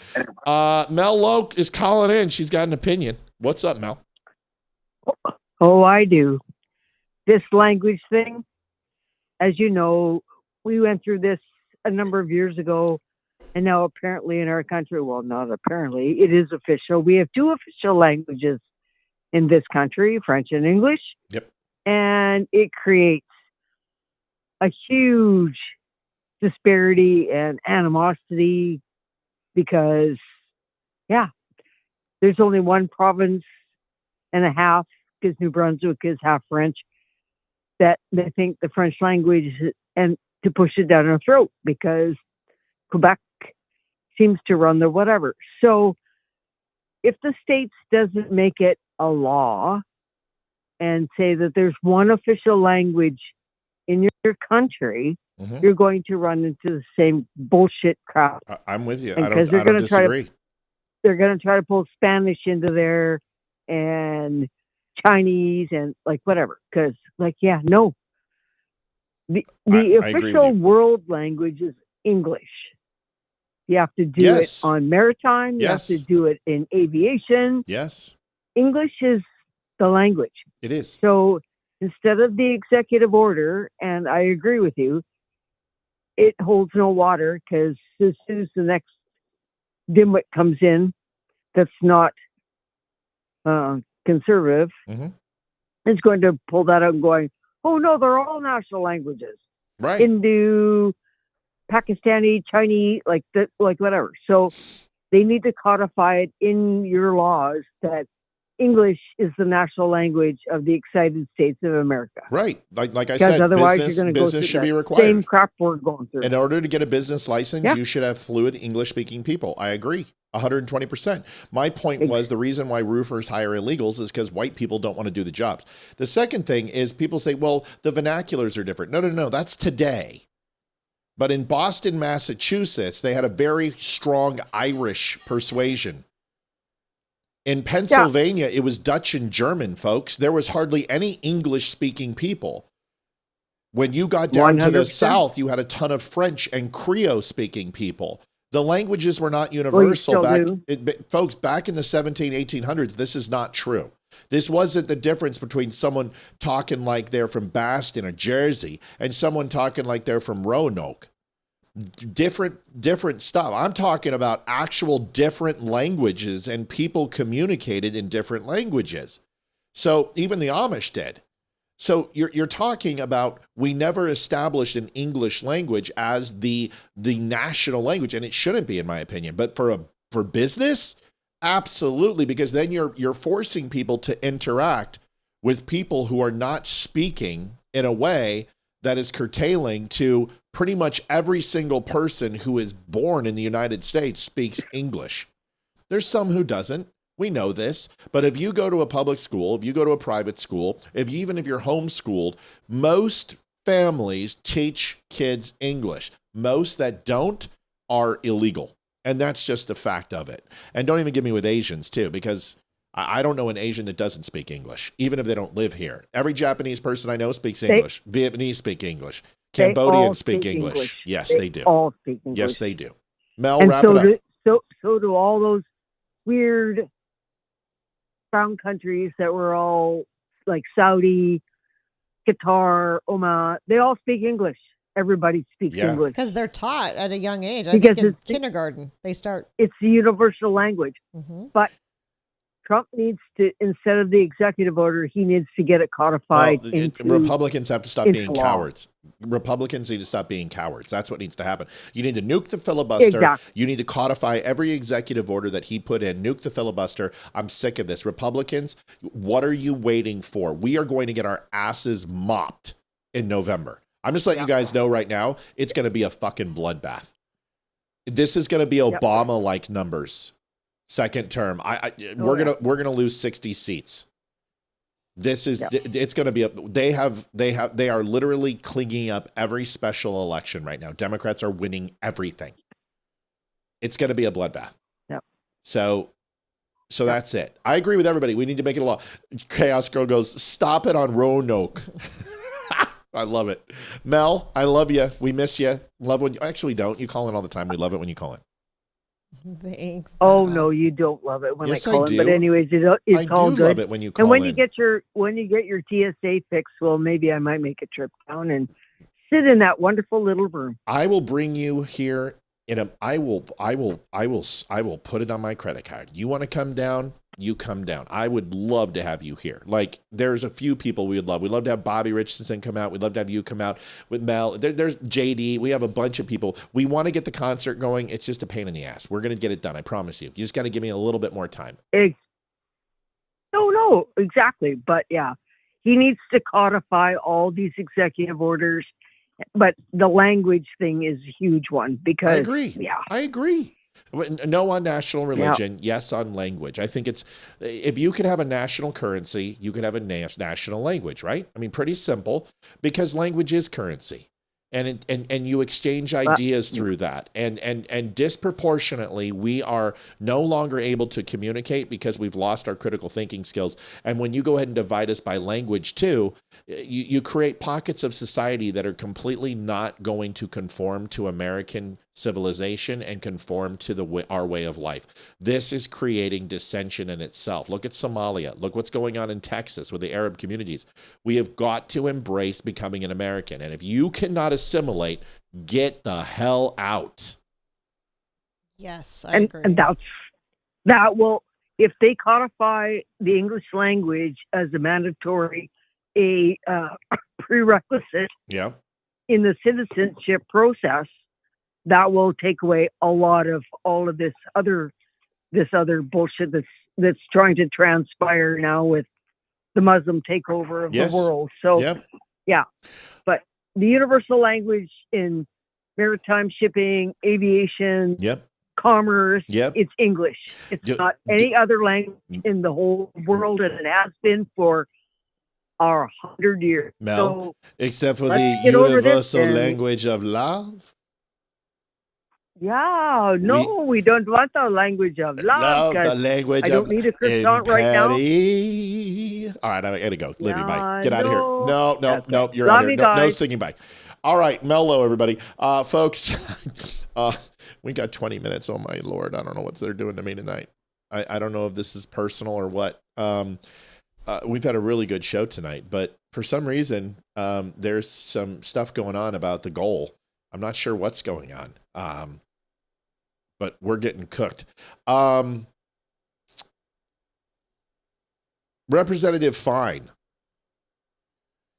is, listen, I don't know my opinion on Fine, but there is a very interesting stamp. I'm going to show you. There's a very, very interesting clip. JD Stillwell donated $20. I was waiting for my schmeckles to show. No luck. Yeah, I didn't get my schmeckles either. Maybe Representative Fine's going to give me his schmeckles. Here he is.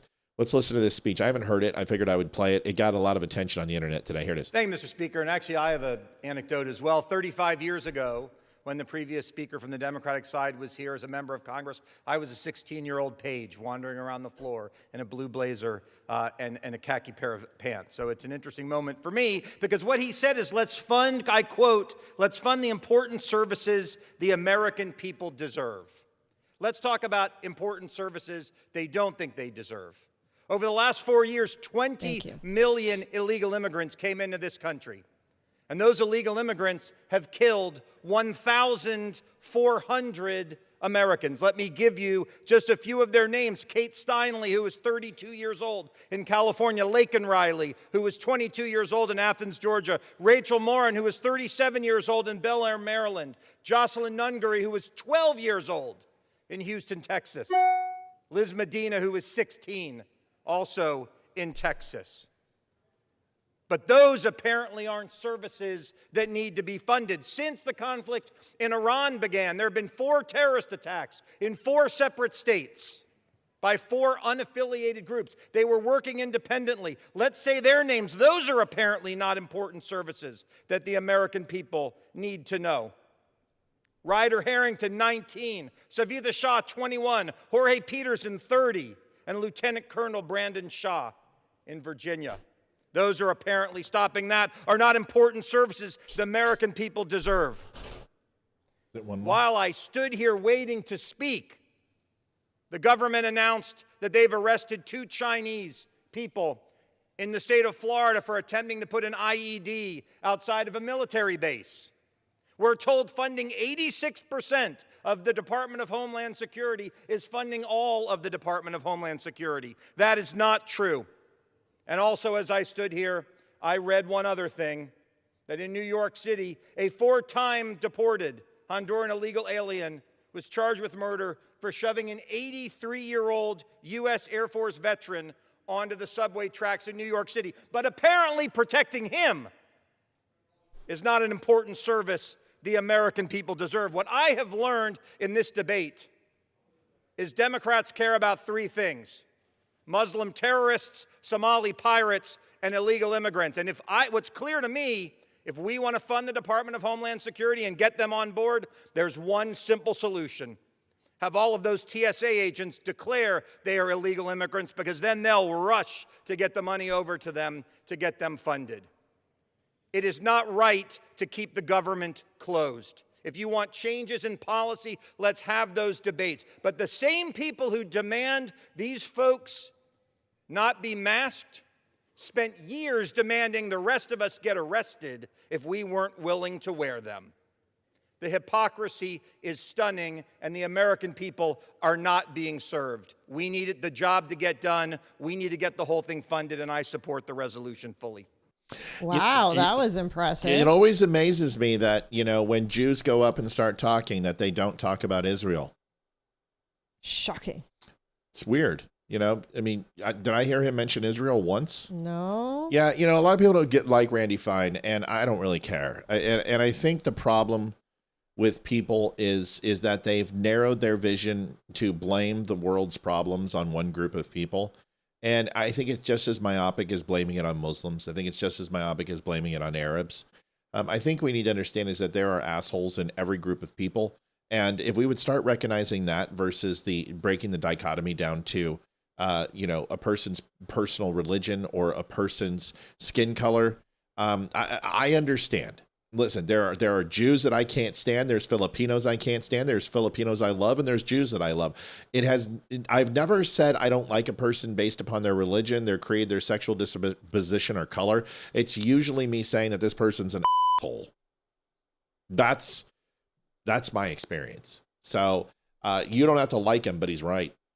Just saying. Yeah. Someone asked what beard oil I use.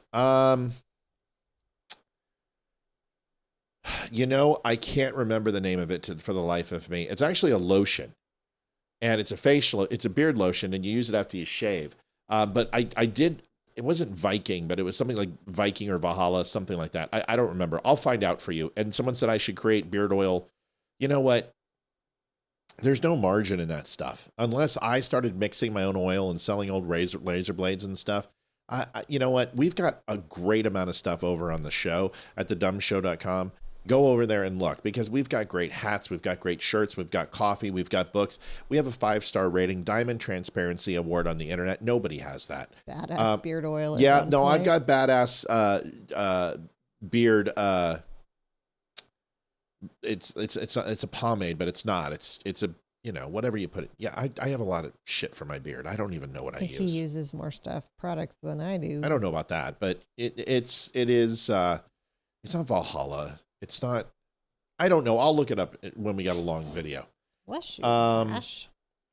So let's sell more shirts and coffee, and let's get donations up. Then we'll talk about beard oil. Sandra Casey, love you guys. Thank you so much. Now up to 70.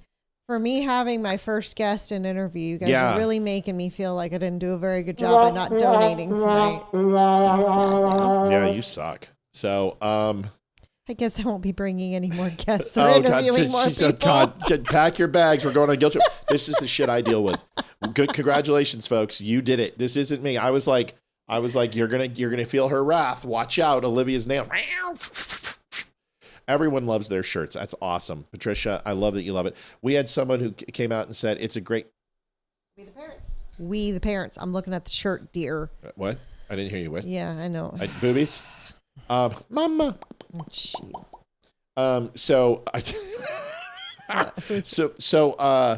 Somebody said today the shirt fits perfect. It looks perfect. We have good stuff. Go over there and take a look. Jackets get shipped today. I got a ghost receipt. Yep, ghost receipt in the mail, which means that we used signed photograph. We always use that as a ghost receipt. Boxes will go out first thing in the morning. You guys should have your shirts here shortly. And coffee went out to everyone except for Daniel, who needs to contact me. Please. Daniel, you have to say his last name. Daniel Ewer, right? Yep, Ewer. Ewer. Yep, Daniel, please. we need some help. You could just go on Facebook and reach out to him. I tried. I don't know. I couldn't find him, but I found his email. So well, we're getting into some good stuff now. That. So donations, get them cooking, folks. Greg Cooks. This is the filibuster. You guys have heard this before. So you're gonna love this. Glenn Clark donated $20, trying to help keep it going. A lot of obligations lately. Thank you, Glenn. Appreciate that means the world. We understand, guys. If you're hurting, don't. The show will take care of itself. It always hits it. Okay. If you're in a situation where you can't donate, we don't believe in that crap. Give till it hurts. No. Give till it feels good. And don't even. If you're in a position that you can't, don't. Just subbed, great and funny show. Thanks, Bill. You're going to love this. It's going to get better because these videos that we have, we're not going anywhere. We're going to stay until we get this sucker done. Tyrus from Greg Gutfeld's show, who I love, who's losing a lot of weight. I'm proud of you, buddy. Keep it up. Dude, even Tyrus, if you ever see him on the punching bag, it's literally... He's not even hitting it with any rhythm, any speed, and he is losing a ton of weight because he's active and he's moving. I'm very, very proud of him, and it's good. It means he's going to be around for a while. You may have heard this somewhere before. It sounds a rant like you may have heard the other night. Here it is. Tyrus, should we do away with the filibuster? The argument is if we do away with the filibuster, the Democrats are going to do the same thing to us, but they're going to do it to us anyway. Kill the filibuster. Get rid of it. President Trump, you're the one guy who has the balls to do it. That's the whole reason why we vote and you have an advantage. We have the advantage. Vote. Because here's the thing. The argument, well, when it turns against us, here's a caveat, Republicans. If you do all you promise to do, you will have great elections. Yes. But when you promise and it doesn't pass, they're like, what's the point? What's the difference? The filibuster. Americans voted. If it's 52 or 53 to 51, that's still an advantage. So then votes matter more. People take more time and they care. You want IDs and everything? Cool. Make our votes count by getting rid of the filibuster. Filibuster is a tool senators use to not do their job. Amen. Liv? Yes. Thoughts? I agree. And he does look good. Doesn't he? I haven't seen him in a while, but yeah, he's lost a ton of weight. Yeah, he looks great. He does. He looks great. I'm very, very proud of the work he's doing. It's important. You know what I mean? Yes. It's important. And good for him.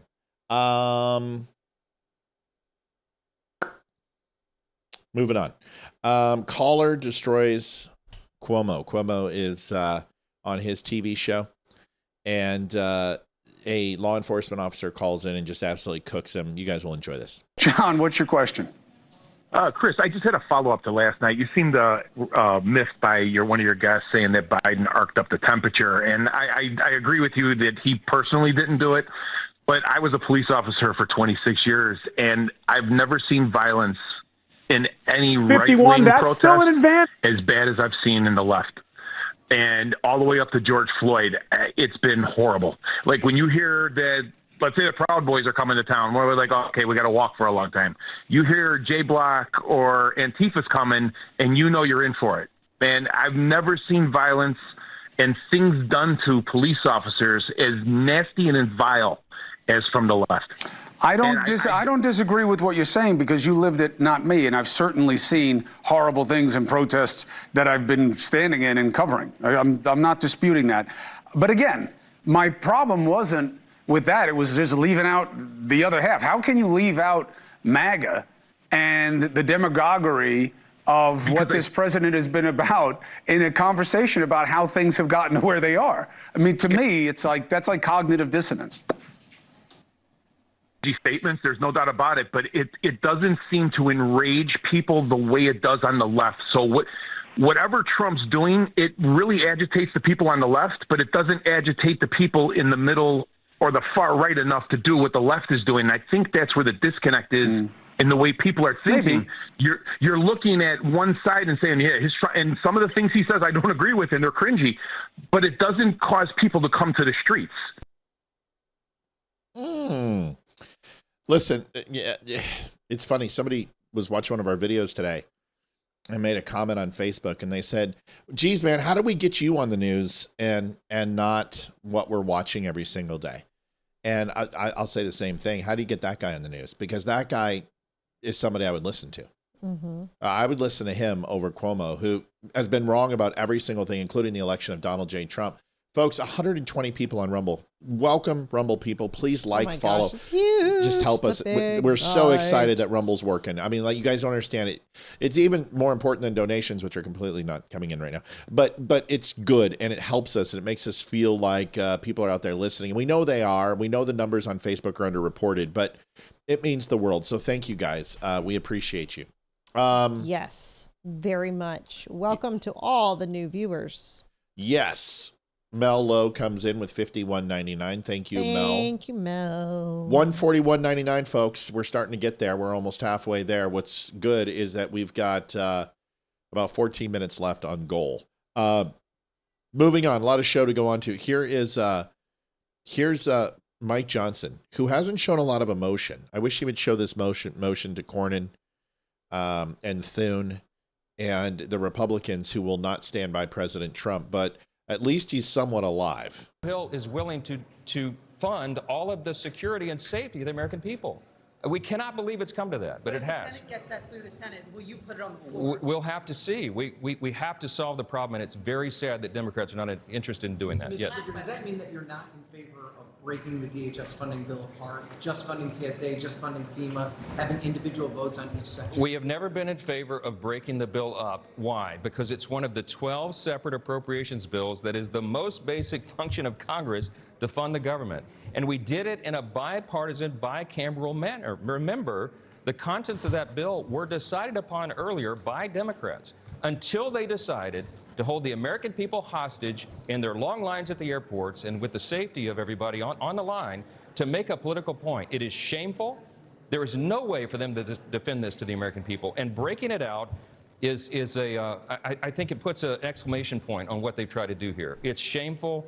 So many people have been through so many hardships because of this nonsense. And what we're concerned about is people may actually be hurt. More people harmed by criminal illegal aliens than are being protected by the Democrat Party. And we're sick of it. Whoa.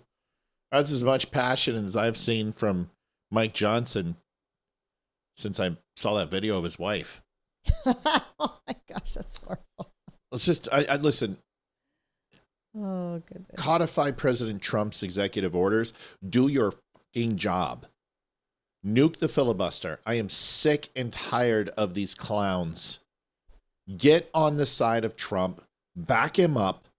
He's going to get Do smoked. what your people voted you to do. Your constituents voted you in to do that, and you're not doing what your constituents want. I'll tell you something right now.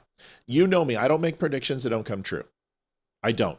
And I don't say these things. So if there's anyone out there in the Trump administration who watches and listens, and I know some people from Fox do because you steal my content all the time, and Olivia and I both watch the shows and go, oh, wow, we said that last night. Kind of funny how it's word for word what we said. And Sean Hannity, talking to you in your radio show. You too, Jesse Waters. Jesse Waters mainly. Jesse Waters. Whatever writer is on your staff watches this show, and you. Because I know you're taking my content because you're not getting that from anyone else. So I'm aware and I'm cool with it. But maybe you could do me a favor and pass along a message to the Trump administration and let President Trump know the following. If you nuke the filibuster and you force them to, and you codify your executive orders, you're going to win the midterms. If you don't, you have no chance. Nuke the filibuster, codify it. People will come out and vote for the Republicans. They will reward them. But right now, the Republicans aren't going to show up. Young voters aren't going to show up. The disenfranchised aren't going to show up. And all you're doing is playing into this anti-Jew sentiment that's going on, and people think that you're bought by AIPAC. They show them wrong. Nuke the filibuster, stand up against the Democrats, stand up against the woke agenda. Watch what will happen. Bet you, I'll turn the show off. You nuke the filibuster, you codified President Trump's agenda, people will show up. Bet me. Bet me. But they won't do it because they're scared. They're cowards. It's the way it works. Yep. President Trump cooks Jessica Tarloff. This is so good. Oh, I've been looking forward to this one. Anonymous donated $50. Liv has done great tonight. Matt is pushing me tonight. Lots of laughs. Why am I pushing her? What did I do? What do you mean pushing? What does that mean? I think that's where the LOL is coming from. It better be an LOL. I'll tell you what, I'm getting a little butthurt. No, it's getting a little woozy in here. Delta Airlines made a stand against DC reps. Everyone should stand. I'm serious, man. Just don't you guys simply understand if you don't stand up for Donald Trump's initiatives, they're not going to vote for you, which is their sense of voting you out.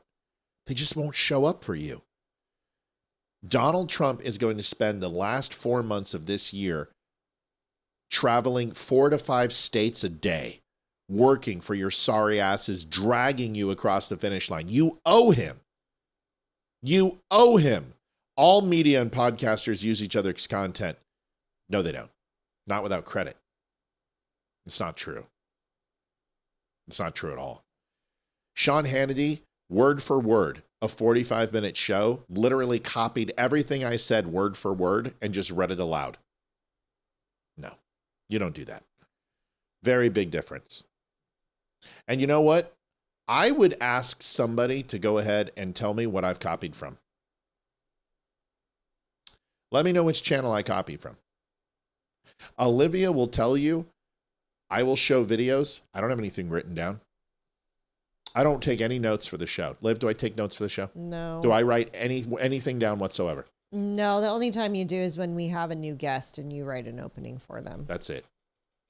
Everything's ad lib.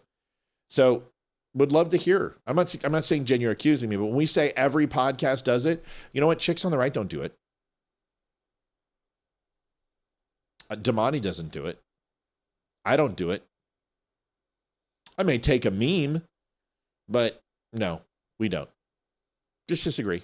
But that's okay. But Fox News shouldn't be taking content from smaller podcasts without giving them credit. How about this? Instead of having the Ruthless podcast on every day, how about you go ahead and you get Damani on? How about you get Ryan Samuels on? How about you get Chicks on the Right on? How about you get Stacey on the Right on? Stacey on the Right is on. There's a lot of great podcasters out there that deserve to be recognized. Get them out there because that's who you're getting your information from. The legacy media is dead. So it's frustrating. It's frustrating. It is. Help us out. Just drop our name. How about a podcast? How about have a podcast of the week? How about a show? How about an interview? How about you just come into the studio and go, this is a local podcast. This is what legacy media is becoming. How about you do a show on it? How about you do a 5-minute segment on it? And you don't need to do the Don't Unfriend Me show. There's plenty of great podcasts out there. Do Palumbo. Go get him. I don't agree with anything he has to say, hardly, but go give him some spotlight. I think that the legacy media needs to join smaller podcasts. Yep, and Jessica said it. Jessica Beck, thank you. Matt always gives credit when he uses something from someone else's work. I sure do. And I'll try to tell you who the person is, and sometimes I don't know, and we'll follow back up. But we do our best. This is why the older millennials coming on. This is why Damani Felder is one of my best friends. This is why Ryan Samuelson and I have stayed a friend. This is why Ryan Weaver came up and goes, look at that banging lineup. This is why Barry comes back. This is why T.S. Dixon comes back. Because we give credit and we want people to be successful, and we're not going to hog our platform for just ourselves. It's about everybody. Am I right in assuming that you two are married? Yes, we are. But we lived in sin for a long time too. And Yes. we still have sex. Yeah, we're actually sitting right next to each other. Well.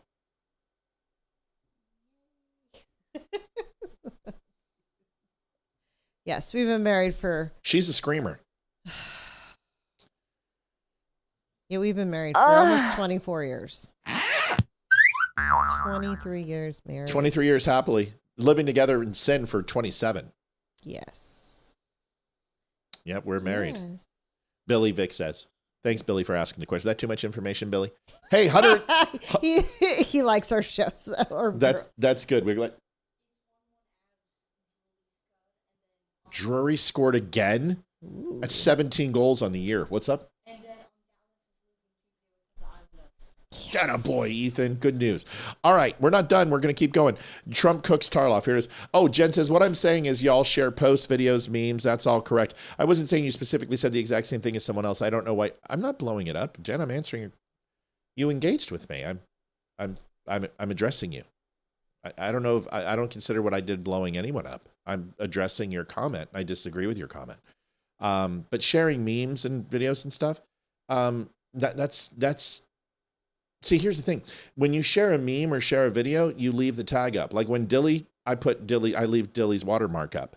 When I put and somebody doesn't have a watermark, I directly link them. So I'm not blowing anything up. I just disagree with you. That's all. That's what we do here. So no offense. I hope.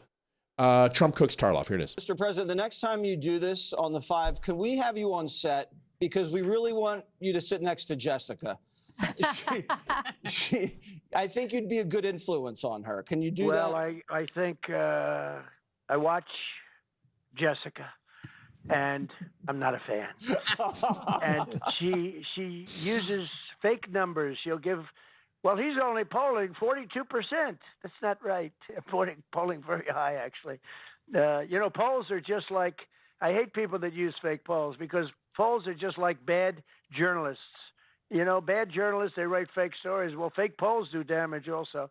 But that's the thing. I'm sure I'd like her. I'm sure she's a lovely person. Yeah, she's a lovely person. She really misses the fact that she's not here. I get it. Yeah. We're working on her. Don't worry. Now tell me, did she not want to do it, or did you kick her off? We didn't kick her off. She had a previous schedule that she couldn't change. But let me ask you about Iran. That was Jesse Waters and Fox. By the way, I just want to give them a little bit of credit in case. Hey, Jen, I'm not. Listen, I'm in a great. You see the smile? I'm happy. My wife had an amazing interview. We had a great show. Everyone's awesome. I'm happy. I take my content extremely important, and when I do a video, I don't borrow that from anybody. I do my own content, and when I do a live show, I don't borrow it from other people. And so, as a content creator, it's kind of like. So, Jen, the way that I look at it is it's like somebody, not that you were doing this, but someone come up and saying that you're plagiarizing. It's a serious accusation. And there's people who do this, Benny Johnson, in this business that take other people's content and just slaps their own label on it. And it's not cool. Benny's gotten much better since he's been called out. But like I said, like if I do something by Dilly, the Dilly meme team, I always try to help them out. Maze, I always link his stuff and always tell you guys to go see it when we do the older millennial. Like I'm always like, this is the, we always try to do that and help out. So I'm not upset. I'm not mad. If that came across that way, I'm sorry. That's not my intention. I'm trying to be just having a conversation, Jen. That's all. Hey, happy anniversary to Darren. And Darren, happy anniversary. 32 years. Today. Holy moly. That's a big feat. 32 years is a long time. I don't know if we're going to make it. I'm just kidding. No, we'll make it. depends. I can't be with anyone else. I couldn't even figure it. Except my twin. Oh yeah, I'd totally leave you for her. Exactly. Yeah, she's a younger model. She's married though. She's a younger model. I don't care. Is. Married. Probably by you were 20 engaged. years. Did that stop me? Please. Probably by 20 years, I would think. Whatever. She thinks I'm hot. I always catch her staring. I'm just saying. I know who you are. I know I'm watching you, watching me. Oh Let's do a probably doesn't watch this Let's just show. bring her in here and do a penthouse letter type thing. I'm just waiting for that. Gosh. Just saying, it'd be awesome to have that. Elizabeth Banks, voter ID. Oh, this is ridiculous. This is ridiculous. I'm ready to watch it. I think Elizabeth Banks is cute as a button, but my God, this is insane. Listen to this. Guys, the SAVE Act, stop it. You gotta stop it. Stop it. It's not gonna hurt anybody. Stop it. Wait, are you also gonna tell us, oh my gosh, I'm not smart enough to get a real ID or get my passport. I changed my name. I'm gonna show you who it hurts. So this is my birth certificate. I actually have 2 copies. They are so old. I was born in Pittsfield, Massachusetts. These are from the city of Pittsfield, office of the city clerk.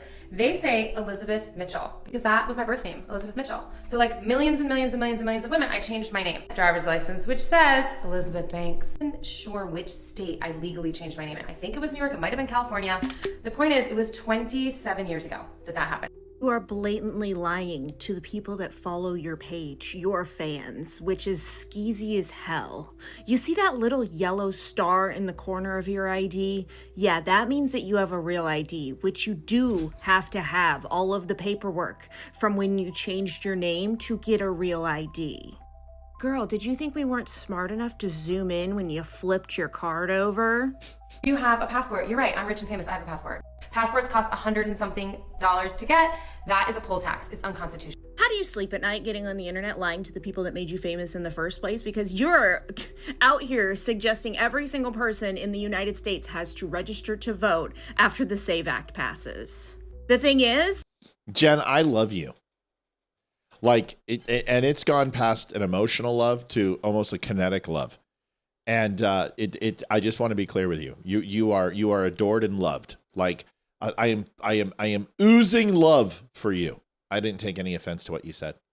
I just felt it was important to clarify my disposition and what I'd try to do to set myself apart. So love you. I hope that's not too weird. You're amazing. I know you've been watching for a long time. I don't misunderstand it. I love you.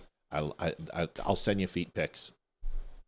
Oh, you're gonna make Debbie jealous. I know, that's why I did it. That's why it's always good to take one viewer from being upset and make another one pissed off. It really helps the process. There you go. is if you're already registered, you're already good to go. And if you have a little star on your ID, you've already proven who you are. Nobody is forcing anybody to go out and get a freaking passport.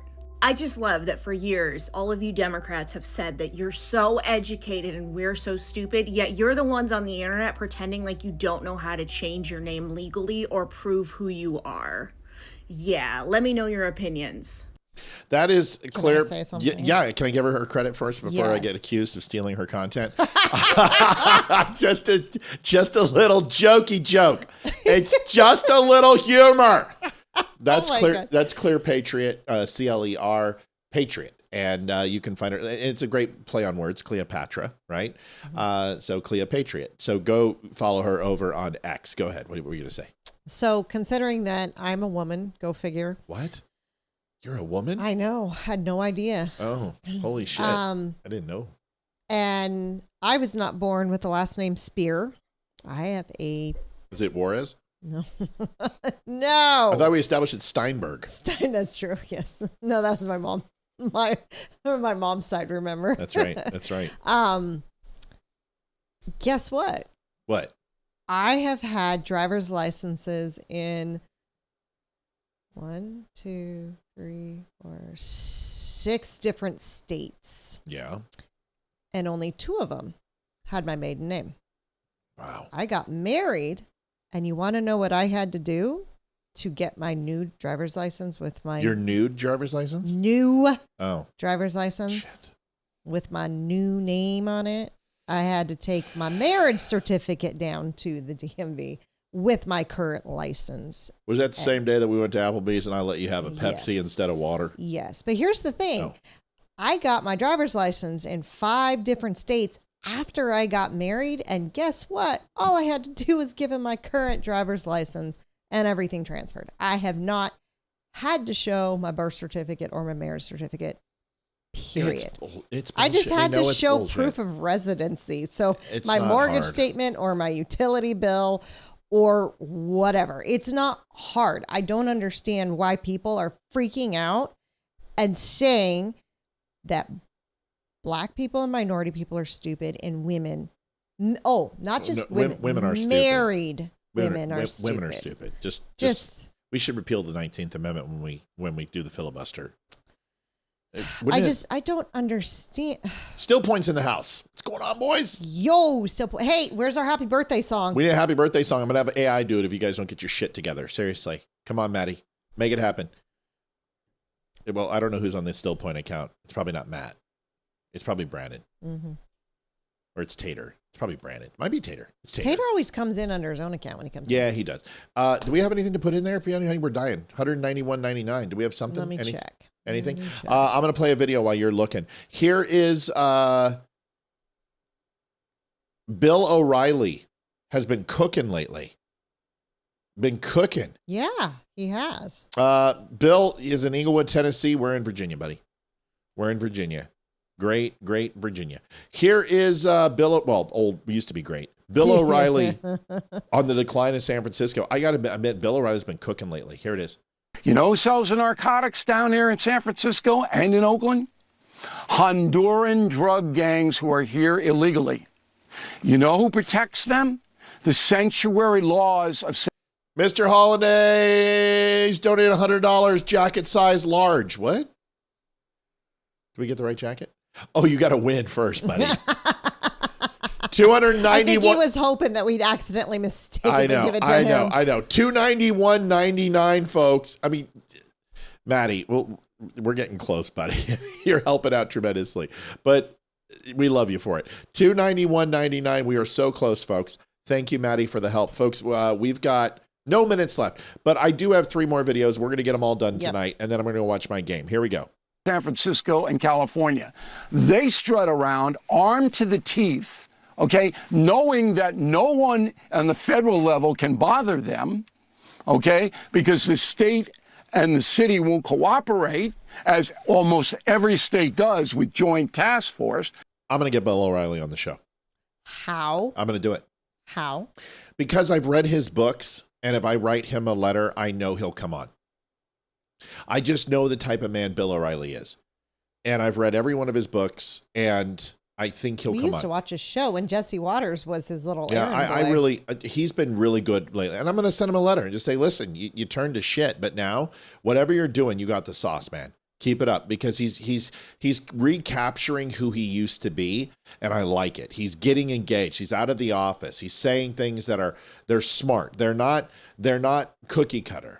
He's tackling new things, and it's showing that a person who's a little bit older can still have fresh perspective. I'm going to try to get him on. That's going to be my one. We said we're going to get 3. One of them's going to be Bill O'Reilly. Okay. Yeah, we still haven't sat down and talked about it. We need to go talk about it. California won't do it. So Honduran drug gangs in this country illegally are fueling a massive fentanyl crisis that has destroyed the city of San Francisco, and the mayor knows it, and the governor knows it, and Pelosi knows it, and Kamala Harris knows it, and they never did anything about it. How about that for a headline? I think it's a damning headline, and that's why San Francisco has been getting crushed, and Newsom has such a big burden to try to make it as the Democratic nominee. It was once the most beautiful city in the country. I used to love to go there. Now, little children watch drug addicts inject themselves with needles in their neck as they walk to school. Now, Hondurans here illegally cut off people's hands with machetes if they don't pay their drug debts. Okay? This isn't about... I think what Fox News did to him was shitty. And you know, the whole Me Too movement crap. Yeah, they did that to quite a few. It was, I mean, all the networks went on that rampage, and they fired people left and right. Yeah. If a girl looked at somebody wrong. I mean, I want Bill O'Reilly on, and even in just talking about the Killing series, because all of his killing books are just ridiculous. They're so good, and I love them. Bill Maher, shifting to another Bill, had this to say about the ballroom. And yeah, here we go. This is good. I want to get Ollie North on too. And we live right here. We got to get a hold of Tony and see what we can do about getting Ollie on. That's a you and a Mike. I'm working on it. I'm working on it. Trust me, I really want Ollie in this room. Bill Maher ballroom. Here it is. Like, I see so many people are upset about him building a ballroom. I could give a fuck. I don't give a shit about his because fucking we're paying ball. for it, whether you No, vote we're for not. him or not. No, we're not paying for it. No, It's you're not. private. First of all, even if we did, you Well, it's could already not. bulldozed, so any time you And- spend burning up about it, it's already happened. You have to decide what are you going to do in response to it. And it's like not the thing I want to concentrate on. There Okay, are so that's the many point. bigger things That's the that point. that are consequential that I don't like him doing. And they tried to gin everybody up about, well, they're knocking down the White House. They've changed the White House before. And the White House does actually need a ballroom. You know, we're a big country. We were having state dinners and people were like under a tent. I've had better parties than that. So I'm not, but I still do think you have to choose your battles. You have to pick what you get upset. Yes, so if... I mean, didn't Trump come out and say he's funding it? Well, I mean, he's got sponsors who are funding it, and yes. Folks, we've stalled. $291.99. We're this close. Missed it by that much. We're pretty close. Donate at thedumbshow.com/donate. Go buy some coffee, buy some shirts, do something, because we are on our second to last video. This is the judge drive-by. This is fantastic. This lady has a video conference with a judge. Yes, I'm tomorrow, Carrie, tomorrow. Scott Lloyd is going to be on. We're going to be talking about Breitbart as soon as it drops. I just got to, I don't have permission to talk about who is reaching out to me, but somebody here who works for the Breitbart organization is covering this story. We've talked on the phone, and kind of everybody's working in conjunction to expose this as much as we can. So I'm doing my part, whatever I can do. And Scott will be here tomorrow. It'll be a great show. Judge drive-by. This lady has to call into a judge conference, and as she's driving a car. This is it's hilarious. And then you have to stick around for the last part. People on Rumble, stop leaving. We still got 100 on, which is so exciting. We had like 130 on. Rumble people, we love you. We recognize you. We see you over there. Don't leave. You got to watch this last and video. it's awesome chat, Rumble people. Rumble has the best chat. Deb says I'm getting coal for my birthday. Well, okay. That's wrong. That's not nice. Here is the judge drive. It's you made her mad about the feet. Whatever. It was just a joke. Judge drive by. Here it is. You cannot be driving, ma'am. What are you doing? Come on. I'm not driving. I'm a passenger in a car. You're still not. I'm not hearing cases with people driving or as passengers in cars. Okay, I will pull over right now. Short of us coming out to everybody's house and doing these on boats and stuff in the summer, I don't know. I'm sorry, I have an emergency. I'm going out of town for a family member, but I will have my driver pull over. Hang on 1 second. I'm sorry. I didn't know that I wasn't allowed to be in a car. Dude, I can see it too. Am I crazy, or does it not look like you're driving that car? I'm not driving the car. I'm a passenger in the car, sir. Liar. Liar. What side of the car are you on? I'm on the left-hand side. How would you be on the left-hand side if you're a passenger in the front seat? Am I missing something? Right-hand side. I'm sorry. I've been Are you in sitting England? in a room. I didn't know.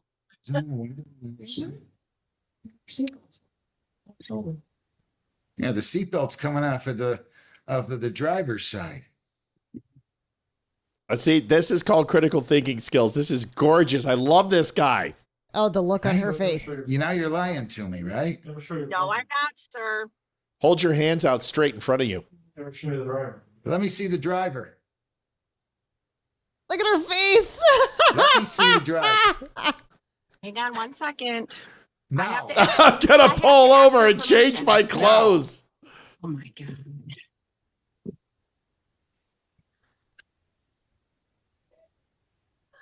Oh, you're not in the you weren't in the driver's side. You think I'm that stupid? I'm going to go ahead and enter a default judgment. Our paperwork says that we can't have, that they can't drive. Does it not, Jennifer? I'm sorry, Your Honor. I took a breath in and started choking. Well, I missed what Does you our said. paperwork not tell people that they can't be in a car? I don't know, Your Honor. I'd have to look at it The again. I haven't paperwork looked that at it I'm in a while. looking at, it does not say that I cannot be in a car. I'm entering a default judgment. You lied to me. Judgment 1921-85. Send me your counsel and put in there defendant was not available at the time and then was driving a car and telling the court she was not. I'm entering a default judgment. Have a great day. Thank you. What an idiot. Why didn't you just not drive? Just pull own over. it. Just be like, I made him. I'm driving. You're right, Your Honor. I'm going to pull over right now. I apologize. What do you think he would have done? He would have been like, okay. Pull over. But you had to lie. You lied. You're an idiot. Here, you deserve. Oh, don't growl at me. You are an idiot. Well, that was some weird shit. Wrapped around the base of your chair right now. It doesn't matter because this video is amazing and this is what we need to watch. Folks, you know how exciting it is to see like 285 people on is what we had. And it was just gorgeous. This is what I'm talking about. Finally, Rumble. We put some effort into it. We said, what is going on? Love it. Very excited. A lot of work. We just need to keep the numbers up. We're doing great, but still at 291.99. Is this a conspiracy? Is this what it is? It's a conspiracy because people are holding back because like somebody's going to do it. Nobody's doing it, folks. We're time left to hit goal. Here we go. This is the one you need to see. This is beautiful. First of all, not only is it a national anthem, and listen, sports team, you guys make billions of dollars. If you hit me with a strike, go yourself. All right? Yourself. I'm playing this. You've got a petty officer in the Navy who is singing just lights out. And I want you to watch right field above the bleachers. There's something very special that will happen that is super cool. We hear a lot of drone news, and it hasn't been good so far. These are not Shahed drones. We're going to be fine. But this is opening day, and this is beautiful. Watch this. You're going to love this. This is so cool. Oh, say, can you see by the dawn's early light what so proudly we hailed at the twilight's last gleaming, whose broad stripes and bright stars through the perilous fight o'er the ramparts we watched were so gallantly streaming, and the rockets red glare, the bombs bursting in air, gave proof through. We did that, didn't we, Liv? We did. At the World Series trophy show. Brandon over here. World That was champion. awesome. Houston Astros on the field. Lead flag guy. Right here. Yep. Right here. We got to meet the Clydesdale horses and everything. The trophy and the owners right there. The night that our flag was still there. Gosh, he's got some pipes. Look at that. Sing it, my brother. All right, watch. Watch. Woo!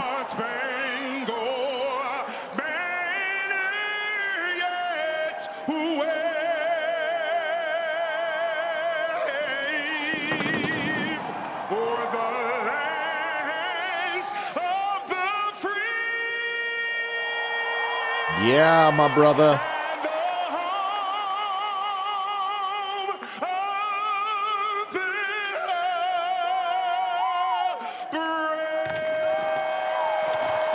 Oh.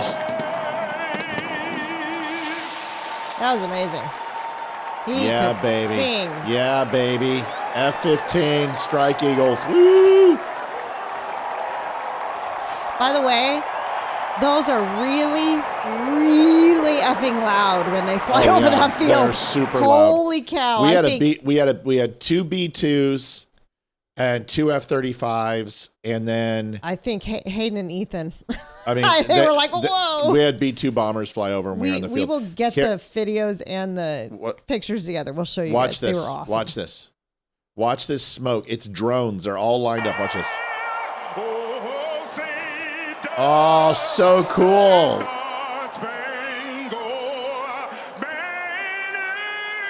Oh, we're going to post it. I got to post that. All right. And we got like 3 in a row. Oh, good. Okay, we're good. We hit 301. There it is. Robert Marlar. Thank you, Robert. Appreciate you. Thank you, Robert. Thank you for. Oh, we got more? Yeah, we got like 3 in a row. Isn't that amazing? God, that gave me goosebumps. Love it, Chief. Well, he's awesome. he's going to be a chief, so he's a recruiter. Cow. He's not a chief. He's E6, but he had an amazing voice. It's good stuff. Anonymous donated 10. Good night, kids. Love you. Love you. Thank you. Looks like we got who you are. Jeez Louise. Told you they all came in at once. Thank you, everybody. That's good. We're good. We're good. Thank you. We're good. We're good. Anonymous donate. Oh my God, you guys. Anonymous donate every time. Mel Lowe donated 2110. Thank you, Mel. We love you. You guys do this to give me a heart attack. I know what you're doing. You're doing it to give me a heart attack.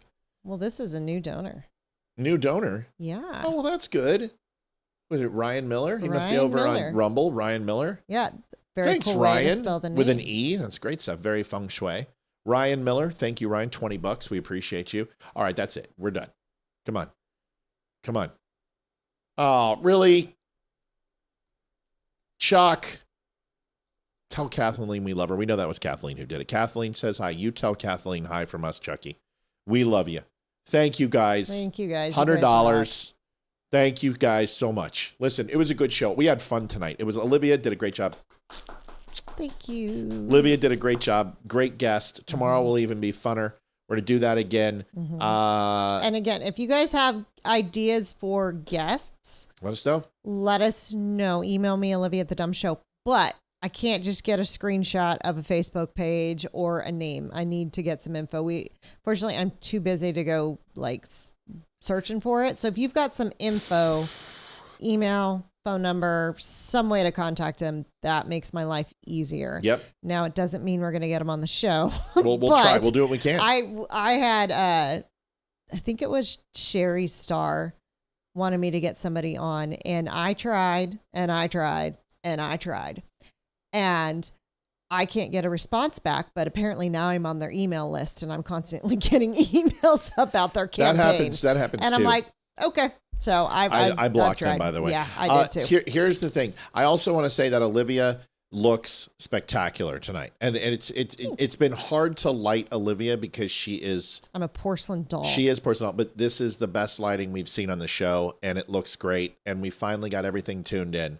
And, you know, the new cameras, new lights, we had to tweak them, but this is it. And the colors are beautiful. You look amazing. This is how you look in real life. And I've never been able to do you justice, except for those photos that we took in college. But anyway, really appreciate everybody. God bless. And welcome to all the new viewers that came back. Yeah, and so many people over on Rumble. We love you guys. Yes. Thank you. We will see you guys tomorrow, 7 o'clock, same time, same bad channel. See you guys tomorrow. God bless. Take it easy. Have a good night. See ya. Night, y'all. Adjusting transmitter output.